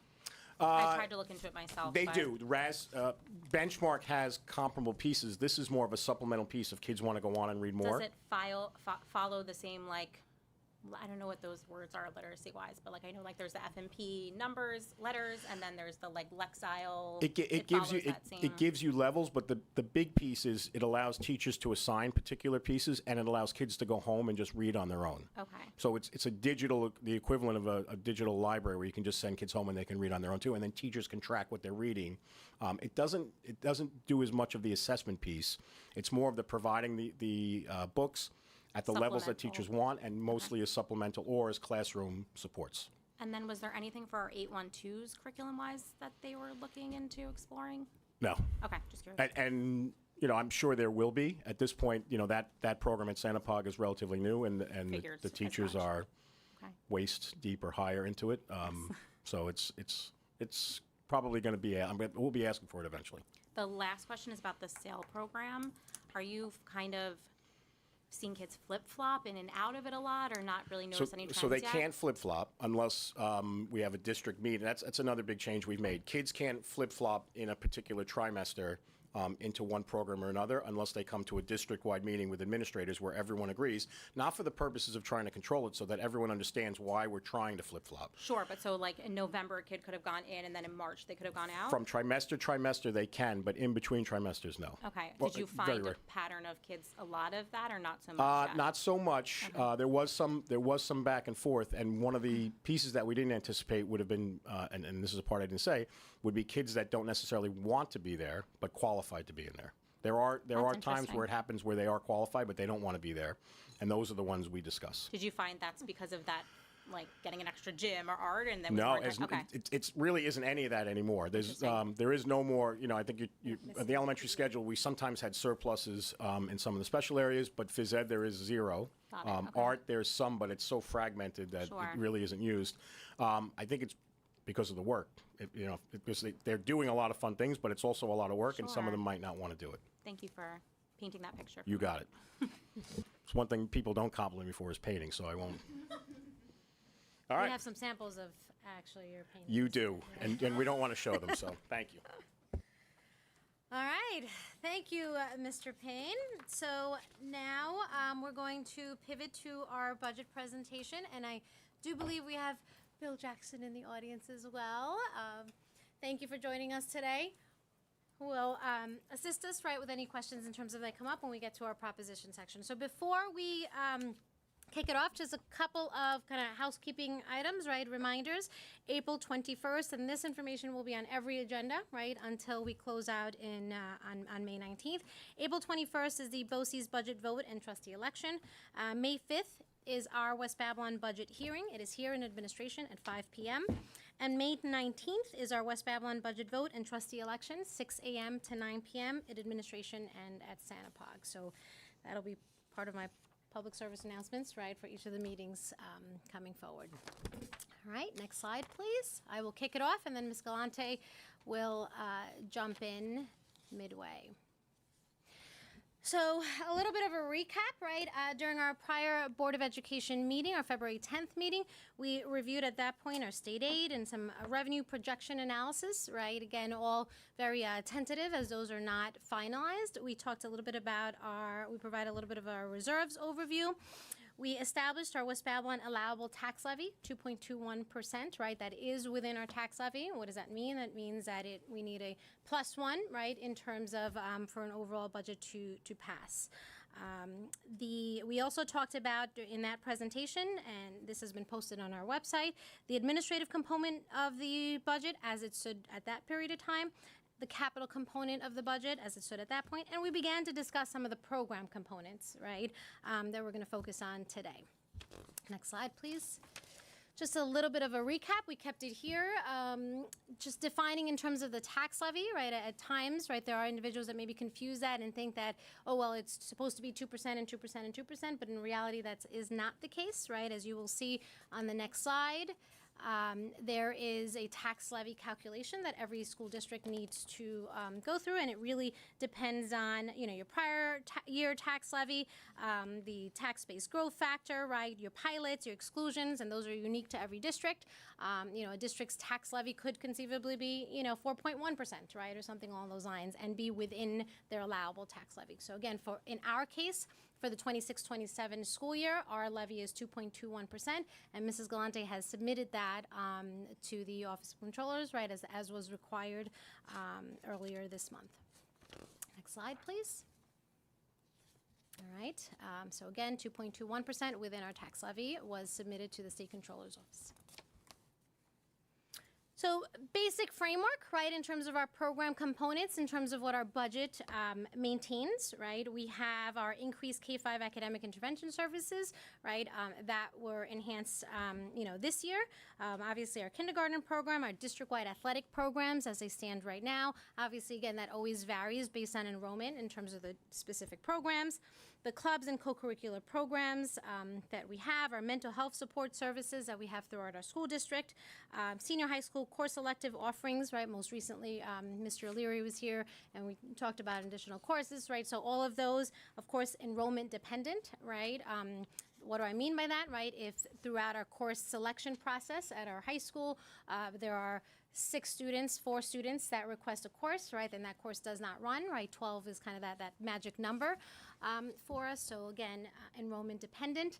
Our CTE, BOCE's high school student offerings, that continues. There was actually a question, I think it was Mr. Messeri that had asked me, and we followed up with the high school. At the current time for next year, we do not have any students, right, that have requested a program and that have been turned away, right? So no one in terms of on the wait list. Or again asked to select something different. The Sale Elementary Enrichment Program, again, that was started this year, and as Mr. Payne shared beforehand, now we are, adding the next component in terms of some materials and supplies to support the program. We were able to start that program, with teachers, elementary teachers that we have in district. Instructional technology programs, we talked about that. We had Dr. Wright here and present some areas of focus. The physical wellness high school program, the weight room, fitness program access for students that we put into play this year, and that is within our athletic budget, right? Meaning, depending on, again, enrollment, there are some programs that do not run, and when they don't run, then we utilize that, right, to be able to afford this opportunity for our students. The number of days, again, will vary based on that. And the Chromebook and Smartboard replacement plan that Dr. Wright talked about. Some pretty big key drivers in our program component and across all school districts, really, health insurance increases. Again, these are the same numbers in terms of from our prior presentation. Teacher retirement system, right? These are kind of parts of other buckets that people don't kind of necessarily see or touch, right? But they are a major part of our school district, all school districts' budget, right? The employee retirement system, those rates of increases, those are given to us, right? And we have to then obviously adjust accordingly. And the contract transportation, we had a transportation presentation, and we spoke specifically about that area as well.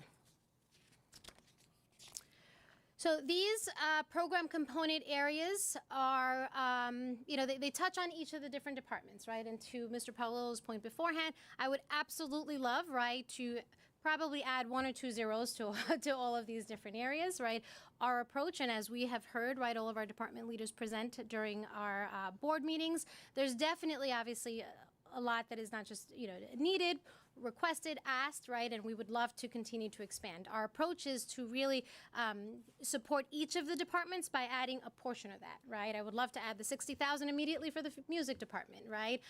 All uniforms to be new for the athletic department, right? We really, we wouldn't be able to sustain that. We wouldn't be able to do that. So our approach is to take a look at all of the different areas that have been addressed and highlighted as a need, right, and add a little bit for each one of the areas, even though, again, certainly not all of the needs. So from the music department's perspective, referenced in Mr. Payne's presentation, and you'll hear that next during our next board meeting, some of the specifics there, $20,000 for that department. The technology department request, that's really kind of a smaller area, but in reality, there were the other aspects of cybersecurity, right? All the different arms in terms of technology as well. The library department, the SAIL program that Mr. Payne just spoke about, and district-wide field trips, right? So this year, we have district-wide field trip budget lines in. We are increasing that. We're proposing in this budget, right, to double that amount, right, for each of the schools.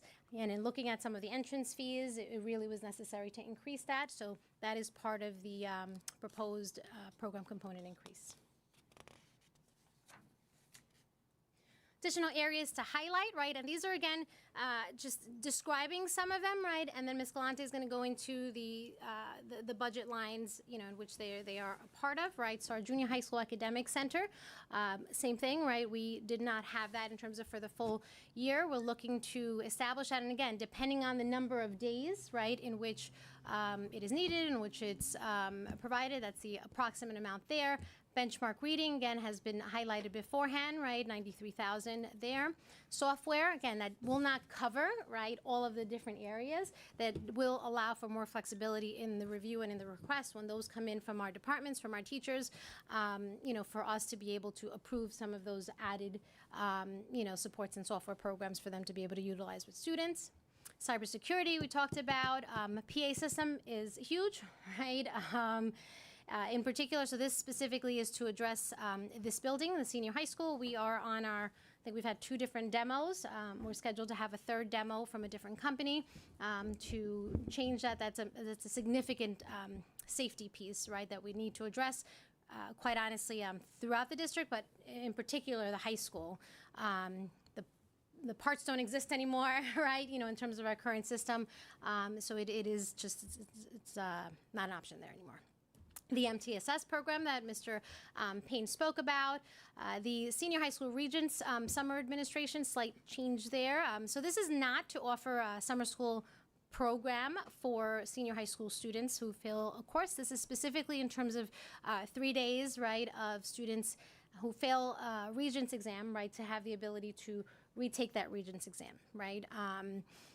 We are looking at that from a budget perspective. That's probably going to be closer to about a 7,000 or so now, right? And as part of our team meetings, we did determine that we will likely be able to split that in half and use some of the title funds to offset that. And the Summer Incoming K orientation program. All right. Okay, thank you, Ms. Dr. Galante with the Morley. Do you numbers. want us to ask Okay. questions for your portion? Like, how do we want to do questions? Sure, like- we can ask questions You- right now. yeah. No, that's good. Well, The program and that we're going to. and then, like, when you're presenting, do you want us to hold off till the end, or we're on a slide if we have a question? Maybe on the slide Yeah, would 'cause be then we're better, fumbling back just and that we forth. don't go back and forth Right, a okay. I just zillion wanted- times. So we all know. Just a quick question. In the calculation for the tax levy, could you just illustrate or explain what exclusions mean? Sure. Ms. Galante? Okay. Oh, sorry. So the exclusions are mainly from your capital, your debt service. There could be an exclusion for your TRS or ERS, which there isn't any. There hasn't been any for many years. So it really comes down to your debt service or your exclusions. So all your debt service is added up. You have to take out your building aid because you're getting aid on that. So that's a formula, and that will give you your exclusion. Okay, so you're kind of not penalized from a levy standpoint for those items. No. Right. No, because debt service, in the remember, budget side. no matter what happens with a school district, a budget, your debt service is the first thing that will get paid off. Right, understood. Okay, that's a legal obligation. Okay, and you had also mentioned the physical wellness program in the high school, starting that up. Are we going to, I know it was a saving, we're transferring money from within that budget, so it's not increasing the budget to implement it, it's just shifting some money. Do we monitor, does the district monitor the participation in that program? You know, if we're saying, hey, we're not gonna save there, we're gonna just transfer the money to a new program, or not put it to support something else, because again, we're creating something new now. At what point do we do a check and say, hey, there's only 2 kids participating, or there's 3 kids participating? Well, we do have a sign-in process, right? So what we can do if the board would, but yes, right? So that is in terms of monitored. We do know in terms of the students, not just the number of students, but which students, right, are also utilizing it. It is something that is available not just for, I'll call it student athletes that are participating in, It's for everybody. football or softball, right? Is for everyone in Yeah, the building. So yes, we do have a sign-in process of who's utilizing that, right? And then Okay. we'll definitely take a look at that. I mean, if there's let's say a particular day of the week, right, that is 1 to 2 student, it just is not, right, like calling the attention of the students to go there on that day, then it definitely would make sense to not run that day. Yes. Right, Yeah. okay. Yeah, because then if not, then that could shift somewhere else or whatever else we have to do. And then the last question I had was, oh boy, sorry. No, that's okay. Failing at my own. The PA system, that's for just the high school? That is only the high school. Will the systems that are being looked at integrate with some of those audible security measures that we already have? You know, we have Yes. the push buttons, they will all integrate with the system. That's- We're not gonna be redoing something that's already been installed. Nope, that's recently. part of the presentation and our questions of our team, right? And actually, we had like they're presenting it as part of what they're sharing, right? Like, so you currently have the following, one button lockdown system. Here is how that would work, right? Like, Right. so that's all part of Okay. the discussion. Yep. When you say definitely. capital transfer for that expense from the capital reserve, No, No, or, no. budget. Yep. okay. We couldn't do that with the capital reserve, or would that have to just be a longer process? Well, we need to do this like yesterday, right? I In got terms you. of That's time. gonna be a longer process. for That's- it. Yes, That's the reason. yes, yeah. Understood. Yeah. Okay. All right, sorry. Okay? Yeah. All right. Well, thank you. And good evening, everyone. And as we've been doing, we present the budgeting components, and we're going to focus on the program component for tonight. And I will go, again, I'm not going to read line by line. I'm just going to say a little bit of what's included in those lines. So if we look at the first line, teaching regular school, that has to do with all regular ed teachers, aides, subs, their salaries, all materials for over all the subject areas, conferences that they go on, the field trips for the students are all included in that. So again, it does go up, contractual obligation. It raises the salaries because the major part of it is salaries, and that's what's driving that line. The PAC Eagle Hall, again, it was raised a little bit because of the materials and supplies that they need, and also the maintenance that is used very frequently, and they're finding that a lot more maintenance has to be done for those two areas, so we raised that line a little. The next line is a new line, occupational ed, regular ed. This was embedded in another line in the budget, and I'll tell you why I pulled it out. And I'm not sure if you're aware of this, but I was told, right now, Occ Ed, where the student, regular ed student, goes to West Babylon a half a day, and a half a day does a program at BOCES, okay? They've always been billing us by a rolling average, okay? Next year will be the last year of the rolling average. They're going to go by student, per student.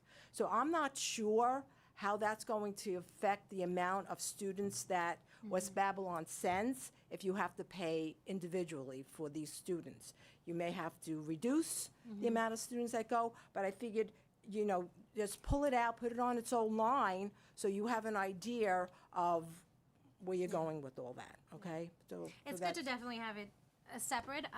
For us, it should be pretty similar, right? Because the last 2 years, we've maintained the same number, Okay. right? And my understanding was that their billing was for that program was a 2-year rolling, right? Well, So if- it should keep us pretty similar, Right. hopefully. Well, if you look at the last line, the 2280, that's the Occ Ed program for our special ed, and that was on its own separate line. Yeah. All these years. So both should be on their own separate line, Agreed, okay? yeah. So just to explain that. All right, and then let's say 2250, teaching special ed. We heard from Jessica this evening about special ed, so now you're going to say to me, she said special ed's going down. Why is the special ed number going up? So let me tell you what's in that line. It's salaries, so you have contractual obligations of all the special ed teachers, the aides, all the clerical people, material supplies, conferences, tuition for your out-of-district special ed students. So when you send them to the out-of-district schools, naturally, the tuition's gonna go up every year. You send them to BOCES. I know the BOCES went up 4%. So all these 100 and something students that went to BOCES, right, even if you reduce a few of those students, Your overall cost. overall, it's going up 4%. So that's what's driving the total for special ed also to increase. Even though you're decreasing, okay, you're decreasing, but you're not decreasing, I guess, enough at this point for it to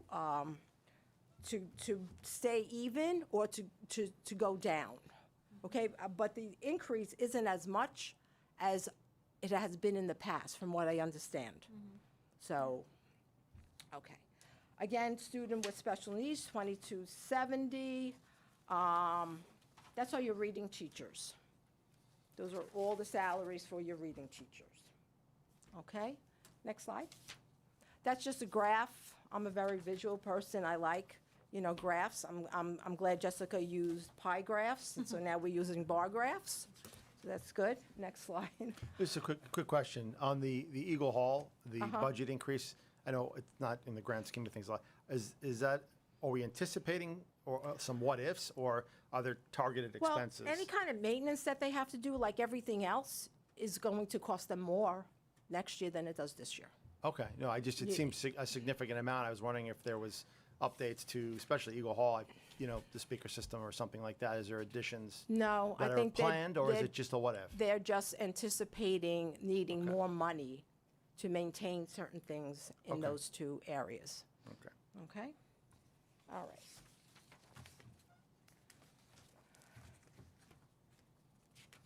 Okay, so we're not even going to talk about the first one. It's a very minimal, and actually for this year, 25-26, at $2,120, we haven't even touched it yet.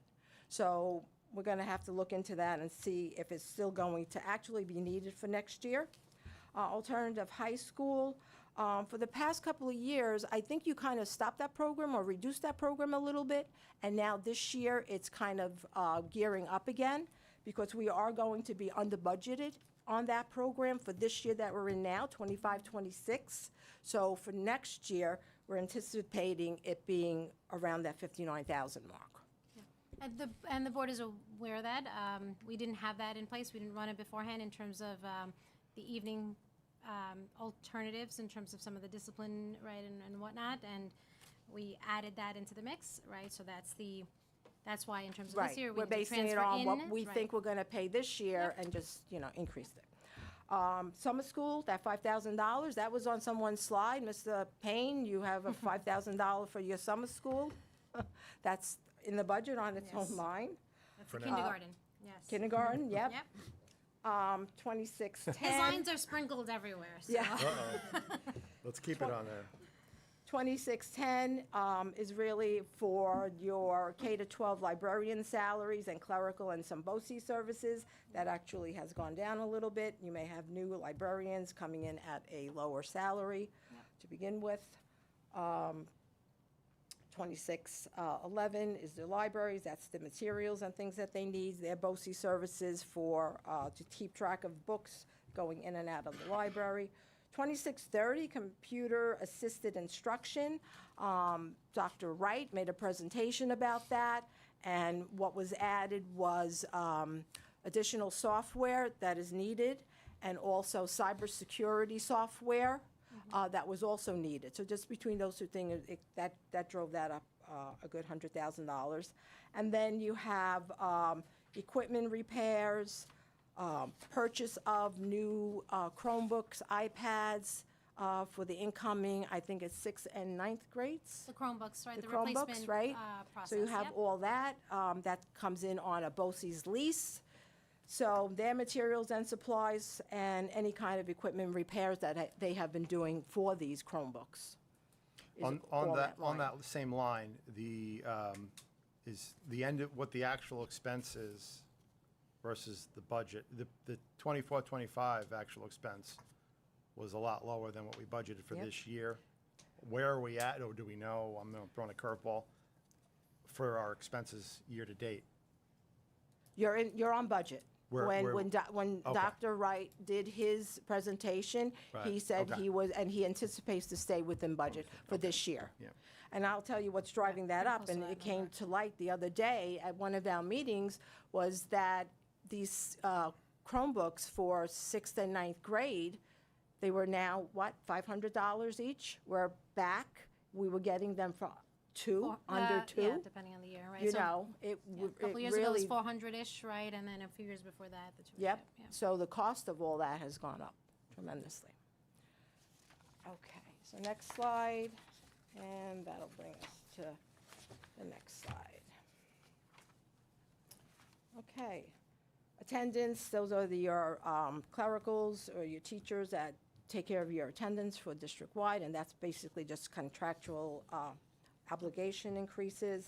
Guidance, again, that's all your guidance counselors throughout the district, mainly in the junior high school and your senior high school, the clerical in those areas, materials and supplies and things that they need. 2515, health services. Again, that's all the salaries for your nurses throughout your district, supplies that they need, materials they need. And also in there is what we call health services that for other districts. So you have West Babylon children that go to other schools in other districts. And those other districts would supply our students with health services.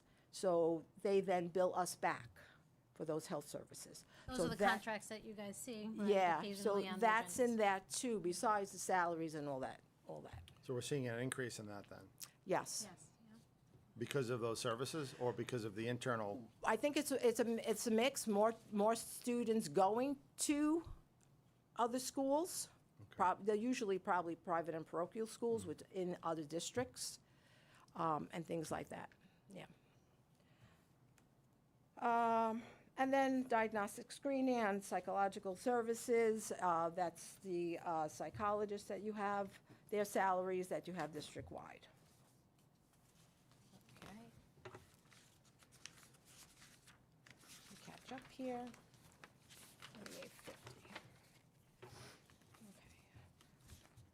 Okay, 2850 co-curricular activities, those are your club's advisors, your chaperones, and actually for this year, we were slightly under budgeted, so we had to figure that in, plus the increase, and again, it's all salaries, so your salaries have gone up, your coaches, your club's advisors and chaperones will be getting more money. 2855 interscholastic, those are your coaches, what we pay them, your director of your athletics, he's in there, the clerical, all their materials and supplies, professional services, the fees that they have to pay throughout to send the athletes to these different things. Section 11 Right, fees. yep, and also BOCE services. They do have some BOCE services that they use. So that accounts for that increase. 5510, pupil transportation. Again, that has to do with all salaries for your director of transportation, your bus drivers, all the monitors, gasoline, maintenance of and repairs of the buses that you are using now, and supplies. That has gone down. We all know why that's going down, because you're using more contract transportation than your own transportation because of the difficulty of getting the bus drivers to do these runs for the district. So that is decreasing. The bus garage, that's basically has decreased a little bit. But then we're looking at 5540, contract transportation, and that's where your big increase is. And we understand why. It's kind of hard to project. We're trying our best to project a number that you won't be short, because you are short this year. Not enough was projected for this year. We also added a couple of runs to Yeah, address some areas because of they need. have to pick up runs when our drivers, we had a few drivers retire already in the middle of the year. So those runs have to now be picked up by the contract transportation company. Just a quick question about the Suffolk Trans. We haven't negotiated our contract yet with them for 26-27, have we? Well, you did last year, Okay. We have it and- already, so we went out for an RFP, and then we have a multi-year plan in place. yes. Oh, so we have a So multi-year. yes, okay. you renew every year with them. You can renew every year with them. Got it. Does anything change with what's going on in the world politically, with the cost of fuel, the rising cost of fuel, Well, and things for the like that? contract transportation, the fuel is included Okay. with the bus. So the that cost won't- of the so bus. what's going on in the world Right. today is not going to have a major effect on that. The gasoline that I'm talking about was for our own buses. No, that I understood. Right. Yeah, okay. Okay? Thank you. You're welcome. And then the last one, we are not using any type of transportation from BOCES anymore, so that we're not budgeting for that. That budget line was a lot higher a few years ago. Yeah, so we had them a number of years ago. We would use like a couple of routes here and there with them, Right. but then we kind of transitioned away from. Yeah. Okay, so we're on line 8060, civic activities. That's your adult ed program that you run through the school. And basically, that's been the same. Some years, I guess in 24, 25. It depends on enrollment, how many people are interested in going to the adult ed program. Then we come to our employee retirement, which is the retirement system for all the employees in the district that are not in the TRS or teachers' retirement system. And that has gone up a little bit. The contribution rate is only up a little bit. It's very close to what it was this past year. So that was it. The teachers' retirement is actually down because the contribution rate for this year was 10%, and for next year it's 8.24%. So that has gone down.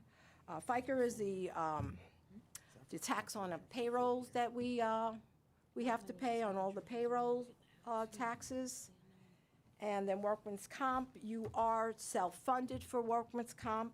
So we're anticipating an expense of $825,000, but we're going to offset that in our revenue with our workman's comp reserve for $825,000. So it really doesn't have an impact on the budget, so to speak. And next slide.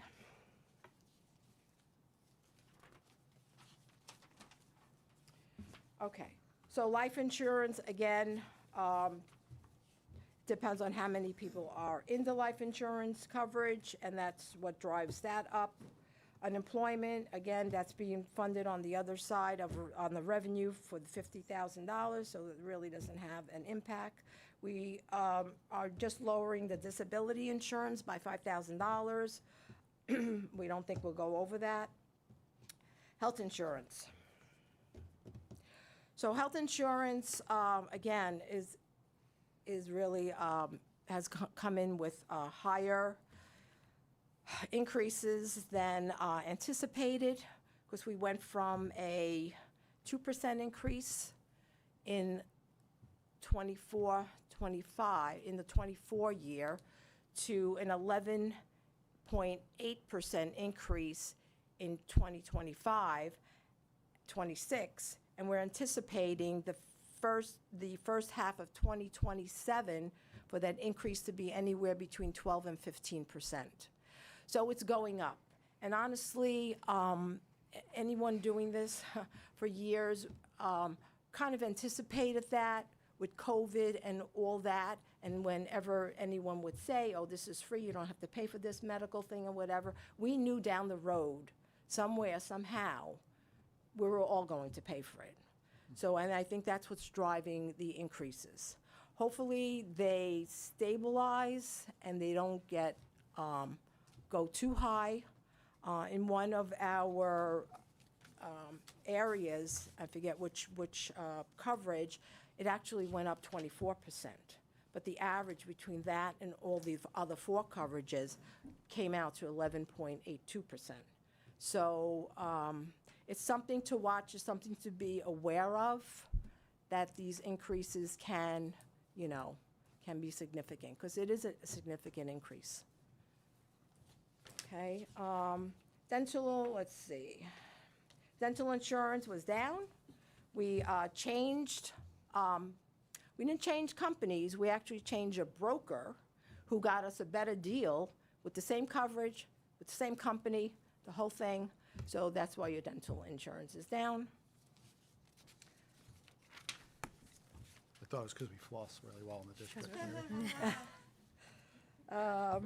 Medicare reimbursements, they're going to go up. I think the average, whatever the average is increasing. So we increased that a little bit. We're just doing that now. For this year, we're giving out the Medicare reimbursement. So once that's all done, I'll have a better picture of what we paid for this year versus what maybe can happen next year. But like I said, they're just doing that now. Retiree opt-out, those are for our retirees who are not under the insurance of the district. They opted out, and they get some money to opt out, I think $2,000 each. And then also insurance opt-out, these are for our employees that also opt out of our insurance because they have insurance through their spouse or whatever. And that's what that comes to. And then that interfund transfer, again, that's in that 600,000 is the 250,000 for that PA system, okay? And then the rest of it, the 350,000, is for a special ed transfer that we always have, and that's the district's portion of the special ed for summer sessions. The district has to pay a portion of that. So, and every year, I mean, it goes up a little bit, and we've always like under budgeted, so I did raise it, I think 50,000 this year versus what it was for next year versus what it is for this year. And that's what's driving your program component to be approximately $120.8 million. You got two big drivers in there, your transportation, your medical. And student services. Mr. Payne, you want to come up and tell some jokes? Okay. Okay. So this is the revenue slide, and basically, a couple of things changed. I changed a couple of the reserve amounts. I lowered, I believe, the workman's comp, and I added some more reserve monies to this budget. And we also added, I'm hearing that for our state aid, we're probably going to get, we initially got 1% in foundation aid. I'm hearing normally districts get 2 to 3%. So to be conservative right now, we're thinking we're getting on another %, so 2%. So I changed that in there. Other than that, I think most of the other revenues stayed the same. Do we have a gap? Yes, we still have a gap. We're working on it. Again, we're waiting to hear, hopefully, from state aid to see if anything else is coming in. And also, we have to look further into certain areas that we haven't really dug deep enough into yet. So, Right, so the last presentation, we were a little over $3 million in terms of gap. Now we're at $2 million, right? Ms. Galante mentioned a couple of different areas. Obviously, with Medicare reimbursement, we're still finalizing some staffing pieces based on enrollment, right? Based on in terms of our secondary schedules, right, that come into play. In addition to that, also the state aid, picture, right, as well. So some of these areas here, in particular, the use of the unappropriated, right, fund balance, we may need to, right, dip into that to be able to kind of offset, right, the remaining difference there. And again, we're going to look to close that up, obviously, right. The more information we have, obviously the state piece, that's probably going to be an unknown. I don't know if anyone has any crystal ball in terms of New York State and whether they'll have an on-time budget or not, right? That would be obviously that'd be extremely appreciated by school districts if that were the case. But in either case, right, those are kind of the buckets that we are left with, with some minor adjustments here and there based on some of the things that we're finalizing. So this is the final, I believe that's the final slide for this presentation. Had to do with our fund balance. I was asked to do a comparison of our fund balance, of the district's fund balance for a few years. So I went back and this is it. And as you can see, your total fund balance as of when we closed the books in June of 2025 was getting healthier than it had been maybe the 2 previous years. It looked like it was 18.5 in 2022, then it went down, then it went up a little bit, and now it's up to 22.6 million. A lot of it went into your capital reserve, okay, because you have a lot of capital work that has to get done. Heating systems in all your buildings and things like that. And it really, will help. Even if you did go out for a bond at some point, you can offset your bond with the money in your capital reserve. And so that's another thing. Again, your employee retirement system, this is why I was able to kind of put a little bit more money into the revenue side of our budget, and we could probably put a little more if needed, because our reserves are healthier now than they were a few years ago, which is a good thing, and that's what the reserves are there for. They're there to help you get over that little gap that you have all the time because of things like health insurance going up so much, or your transportation issue, which is like, Right. not every district is having that, but here in West Babylon, that is one of the issues that we have at this point that we have to address. Yeah, and that's an area that our auditor, right, always references, right, as we close out, right, in terms of our books. It's having that balance, right? Of course, obviously, yes, utilizing it, right? You should be utilizing it in terms of when needed, but equally as important, right, is the ability to hopefully be able to kind of replenish back, right? Right. And like right It should now, be a takeout, it put should be in, a take take out out, and put in, take out and put in, right? As opposed to a couple years ago where we were really kind of on that downward trend and not being able to close out the year, right, in a position to be able to put some back in. So obviously, again, we have our auditors and we have, we're taking a look at the closeout of the year. It's still very early on, although we're in March. In reality, there's some bills that lag on by about 2 months, right, in that process. Evaluating where we believe we will end, right? And again, the plan, we've closed out. We're not allowing any expenditures to occur unless they're absolutely necessary. And the purpose for that is exactly that, right? To have some fund balance and then also be able to help out, right? And offset the use in terms of the reserves. So you'll see in terms of on the 24th, we will likely have some adjustments on our proposed usage of the fund balance and also the undesignated to be able to help close our gap out.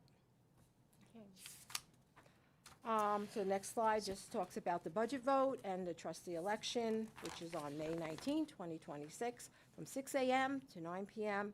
And you have 2 locations, your administration building and Satapark School. And I'm sure if people don't know where you're supposed to vote, you can call your district clerk, and she can tell you exactly which building you should go to for the vote. So this year, I'm going to kind of jump in, right? So we're accustomed to the usual proposition number 1, right? Where we, our residents, right, vote on the proposed budget, right? And of course, obviously, our trustees, right, for the 26-27 school year. For this year's vote, you will see a second proposition, right?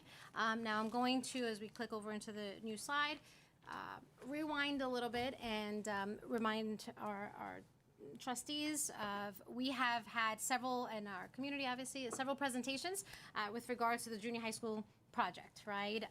That whole back area, the tennis courts, the handball court, the asphalt is all broken up, the concrete is all broken up, right? That entire area in the back of the junior high school, that junior high school complex, I'll call it, utilizing, we've had several presentations by our architect, utilizing remaining funds, right, from our prior 2 capital project works, right? The prior one specifically was the 2022 capital project with regards to the senior high school roof and the South Bay water line.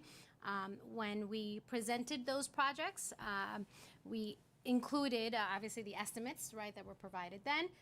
Thankfully, as the work progressed, the work came in lower, right, than the amounts that were initially projected. As we all know, whenever we present a project, it takes quite a long period of time for the actual project to start because we go through the process with the state approvals and whatnot. So from the 22 capital project, we have funds remaining, and also from the prior project, the 2015 project, we also had some funds remaining. So we presented during those periods of time, right, that if we were to have any funds left over, that we would utilize that for, and we call them B-list items, right? And we identified and talked about the junior high school area, the asphalt back there, right? That whole complex area.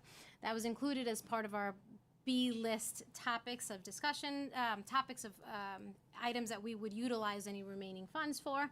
We came here, we presented to the board, we talked about that. We were very excited and happy. We are very excited and happy that we do have money left over from those projects. In the process, right, of planning for the details of that project, we have to submit to the state any project that happens in a school district to get their approval, and it goes through multiple different offices, right? From if there's electrical needed, if there's, right, like various different approval departments, right, or groups. We received approval from all of them, right, and then we received some questions with regards to the finance, and that's where we have our friend Bill Jackson in the audience to help us out. From that particular office, although in the past, right, it was the same kind of language that has been used, they are requesting that we put it back up on a proposition to request, in essence, the same thing that our community already approved of us, right, to utilize the remaining funds from these capital projects for the junior high school project. So it is something that we have talked about beforehand, that the community previously approved. However, again, some language in terms of from the state, they are requesting that we crystallize that a little bit more and be more specific, formalizing that in the proposition. Mr. Jackson? My name is Bill Jackson. I'm with the law firm of Hawkins, Delafield & Wood, and we serve as bond counsel. We were involved in your 2015 and your 2022 propositions. And what has transpired at the state is a project manager who oversees the approval process for capital work that would be undertaken by a school district. Although the district had included the B-list items as part of the SECR review, the environmental review, in 2022, had included the list of the B-list items in its public presentations in the lead up to the bond vote. The project manager at SED took exception to some of the language in the actual propositions and gave us the option to escalate it to the legal counsel at SED, with the caveat that that process could take several months to resolve. Or alternatively, and I think this is the direction they were pushing us in, was to have another vote of the community to essentially reapprove the projects that were included as part of the B list. In terms of impact, there is no impact because the district did not utilize all of the $9.7 million that was approved in 2022. And essentially, you are just using or diverting that money from savings to use it to complete this much needed work. We have run the proposition past the state education department to make sure that there are absolutely no questions this time. And we've been assured that if the voters do approve this proposition, that they will provide their approval and the building permit, which you need to move forward with the project. We didn't want to miss the opportunity of the May vote by waiting for their response, right? Because then that would then push everything off further, right? So, yes. Right. And in drafting the proposition, we tried to make it very clear to the public that you had a proposition that was approved in 2022, you had the savings as reflected on the screen, and that we're simply using that money to complete the other work, together with funds that were left over from the 2015 project. So when you say no impact, that means that it's not affecting our budget in a way that we're asking to spend more. It's money basically sitting there that's been approved, waiting to be used. If the project, if people misinterpret that and somehow feel that the junior high school looks adequate enough, and it doesn't pass, what happens to that money? It I would imagine, would you have to use it to pay off debt service, right? Sure. So Yeah. any debt service that would be associated with, we would just pay the debt service. Mm-hmm. Right, understood. Okay, so it's just waiting to be spent on what's already been approved by the voters previously. Right. Correct. Are you finding this to happen in other districts as well? In terms of having funds left Or over? were the states questioning? Or not yet? I would have to say that for a long time, the state education department's facilities planning division was understaffed. So I don't know how much of these how many of these projects were looked at in the way that they are looking at now. But there has been greater scrutiny from the state education department, not only here in West Babylon, but with several other districts that we're working with. Okay. You saw that too, you mentioned that to me. And again, just to reiterate, this has no effect on that 2.21%. On the tax levy, correct. No one will ever, No. there's nothing that's going to say, well, this number's being, reappropriated to a different bucket, if you will. No. It's not going to affect that tax bracket Correct. at all. Okay. Right. Thank you. Sure. And the other piece, one of the, we have to be very mindful and of sending the message out, right? So from a PR perspective, right, I've already spoken with our PR firm, right, for us to develop something to post on social media, right, to send it out, right, a Q&A, right, to crystallize the exact points that we just highlighted. Refer back to those presentations, right, but specifically as it relates to the 26-27 budget. Definitely. And the goal is in September of 26 that it would be completed. So That's the goal. That's a great question, right? So I've reached out to our, we are looking to establish, to continue with the RFP process, but it will say contingent upon, right, the May vote. And that language will be crystal clear as per our attorneys, right, in terms of direction to us to ensure that we have that crystallized there, right? And by doing so, in terms of going out to bid and, kind of getting that process, then we would be able to then continue, right? Our community approves it, right? And then we can continue with our planned project to occur this summer, and the vast majority will be September. I mean, remember, weather depending, those are other factors, but yes, that would be the goal for the work to happen this summer. Okay. The Day- very, day of. as in like the last person leaving graduation, right? Construction starts, right? Construction starts the moment the last person leaves the grounds on graduation, yes. Other questions? Mr. Jackson, thank you. Thank you. I know. All right, thank you. Thank you. Next slide. So really, our upcoming Board of Education presentations, these were referenced beforehand. We have our art department, our art and music department building leaders will be here to provide a mid-year update and some of their budget highlights, which you've heard some of those already embedded in our presentations. And again, then follow-up budget presentation. And again, the April 14th, right, is another budget presentation and ultimately a review and adoption. All right, team. Thank you. You're welcome. Thank you. To be continued. That closes up the presentations for tonight. That's it? Oh, okay. All right.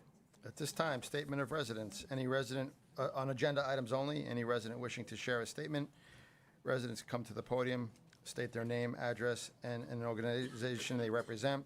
They should also write this information on an index card and give it to the Assistant Superintendent of Finance and Operations.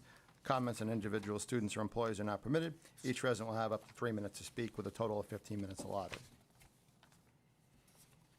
Okay, nobody at this time? Okay. Need a motion to approve the consent agenda. Kathy, Steve, all those in favor? That is everyone. Okay, policy review. We need a motion to waive the first-time reading and adopt policy 8334 as revised. Steve? Patty? All those in favor? That's everyone. Okay. Motion to waive the first-time reading and adopt policy 8520 as revised. Anthony, Frank, all those in favor? That's everyone.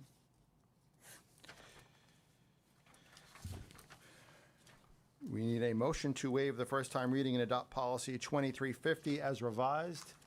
Kirsten, Anthony, all those in favor? That's everyone. Old business? New business? Okay. Before I jump into new business, I would like to congratulate Dr. Falcone, who is in the audience and was just granted tenure. Congratulations, well deserved. That walkie-talkie reaches from the junior high? Oh, high school? Oh, you listening? All right. Eyes and ears everywhere.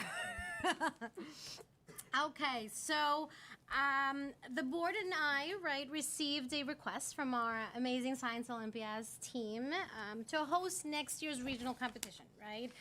The regional competition is quite the event, right? It is an all-day event, every room, right, being utilized. It is, no question about it, a wonderful event and kind of a bit prestigious also, right, to host it.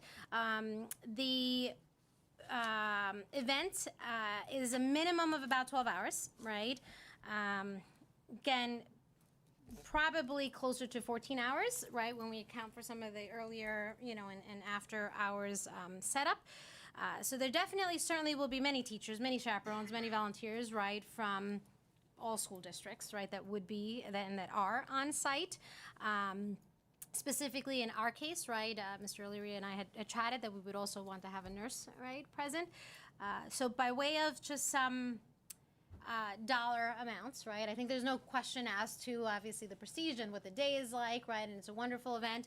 If it's not hosted here and hosted somewhere else, right, our students, our team, right, we do transport them, right, to whichever location it is hosted at, so that wouldn't factor, obviously, because our students then would be here. So from a cost perspective, the cost for the district, right, assuming, let's say, the building is not open at all, right, if there's some, this is next year's calendar, right, which hasn't been developed yet, the cost would approximately be about $4,500, $4,586. That includes, again, calculating of security, about 14 hours, right, calculating a chief custodian, calculating 2 custodians. Again, this is a whole building event, right? If you've been to any of the regional, right, in Hauppauge, right, it's in Plainview, I think the prior year, it is absolutely, almost every location classroom, right, being utilized. So the ask of the board, again, this is technically an outside entity, right, using the building, is for this to be hosted here at no cost.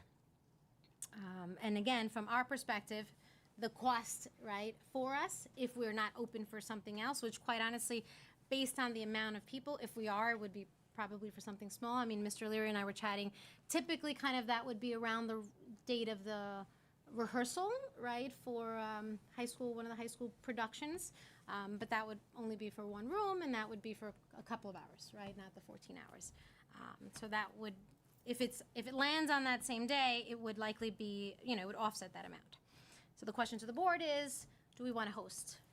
And the full picture in terms of cost at most would be $4,500, $4,586 is Sure, the the exact comma's in numbers. the right place, right? Comma's in the right Okay. place. Comma's definitely in the right place. $4,586 to the dollar. Yes. What's the benefit for our district to support this? I know it's great for our kids, but is there anything else? How do we look? Well, it's definitely a nice, prestigious, the district is hosting, right, West Babylon. It does get a lot of, PR, right? So it, from that side of it, absolutely all positive. It will definitely be. I can tell you when, I've been in the area, right, of both in Hauppauge and also in Nassau district. The Nassau one in particular, all the surrounding areas around, right, the cars, it's. That's my concern, is parking. Yeah. Do people can attend, like families and residents can attend this, or what is this? So, Because they're doing these experiments in different areas. yeah, right? in different areas. So, I'll have to get back to you on that one because there is one where they do, right, and there's some that not, right. So I don't recall if this one they do or don't. Okay. Depends So you if guys? there's any awards given, they usually invite people in. Right, but I'm not. Yeah. That would be in the I was curious about any fundraising opportunities for the grades if students want to. In the letter, they did Yeah. say yes. Yes. Oh, they did. That's right. That's right. That's right. Yeah, they said the various clubs usually come in, and then there's also opportunity for the Honor Society to get hours, 'cause they do some Come and help. volunteer work. Great. Sell snacks, snacks. refreshments. Yeah, your home base, right? So it is a nice opportunity for some of the other groups to be involved in different ways. But yeah. that's if it's open to outside people, right? Otherwise, well, I guess the Well, students no, that are because there we're would do- home yeah, base, so we could, Yeah, it's right, our home, right. so we Right, can yeah, definitely yeah, have our right. National Honor Society Right, right. kiddos, yeah, definitely. When did the dance competition start up? That wouldn't be one of those those weekends where the pack's already? So we would reserve this now, right? So then that would be a blocked out day for anything else. Right, we haven't kind of, yeah, yep. Next year's schedule hasn't been, Those dance Counted, yeah. competitions generally start later. I know this oh, weekend they're took place starting first. now, right? We're gonna go hot and heavy on dance competitions. Mr. Wallace loves this season. The dance When was competitions. the date again? The date, I can go back. I have my notes on the cost, but I didn't, Looking for the date? Yeah, I was yes, just, January 31st. oh, okay. thank you. Okay. January 31st. Oh, really? So Wow. that's before all of the dance competitions come. Yeah. They kick into gear March on. You were concerned about maybe having a nurse on Yeah, so this number that I quoted does include for us to have a nurse on hand, right? Again, in conversations with Mr. O'Leary, we talked about that we would want to have someone present for the day. Maybe you can reach out to the West Battlefield Fire Department. Maybe they can work with you having EMTs on hand, maybe one or two. Yeah. They can rotate their guys in and out for the day since it's a long day. It's a great idea, yeah, definitely. Can't hurt to, Absolutely. No, that's a great idea. Again, definitely a lot of school buses because it's schools, right, coming from all over, yeah. Just a quick question, on page 2 of the letter, this is just, sure, because I think it's great, but they say that, they need a dedicated school to help this program continue to grow. This isn't gonna be an assume that we're gonna host it every year No. after this, right? No. Like a regularly scheduled program? Okay. No. Didn't wanna find us. It's for next year. Yep, exactly, for next year. And they do need that information now, right? So then if the answer is no, then they would go and ask another district to host, yeah, yep. I think it's a great opportunity to showcase our district. Yeah, no, definitely, I agree. It's a great opportunity. I agree. We're good? Any concerns, objections? We're good? Yep, awesome, all right, thank you. I will relay the message, thank you. All right.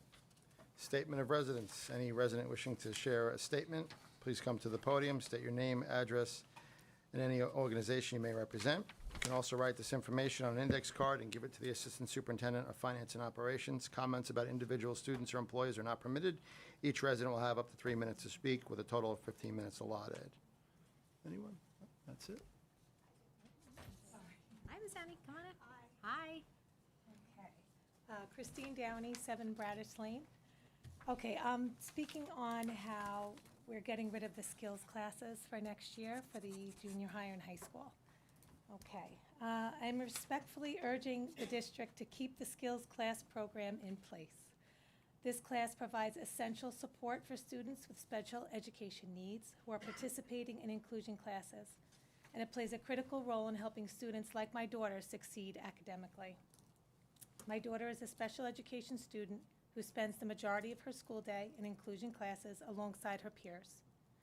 Inclusion has been extremely valuable for her, both academically and socially.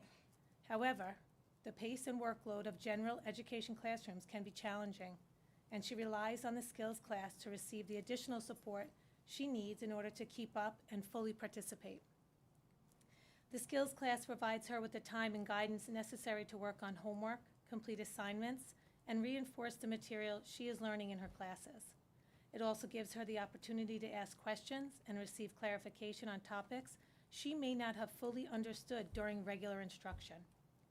Equally important, the skills class helps her prepare for tests and assessments.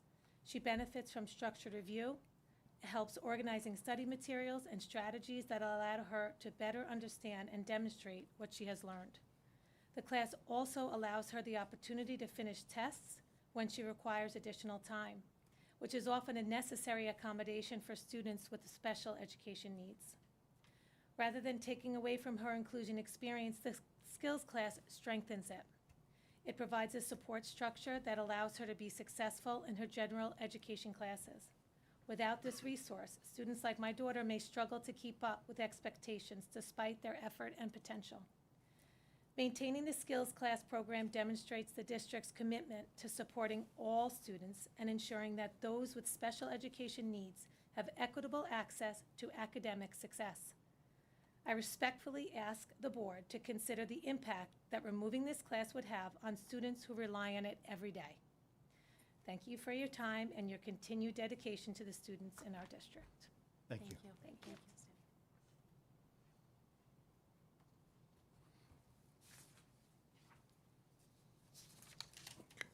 We'll follow up next meeting with any questions.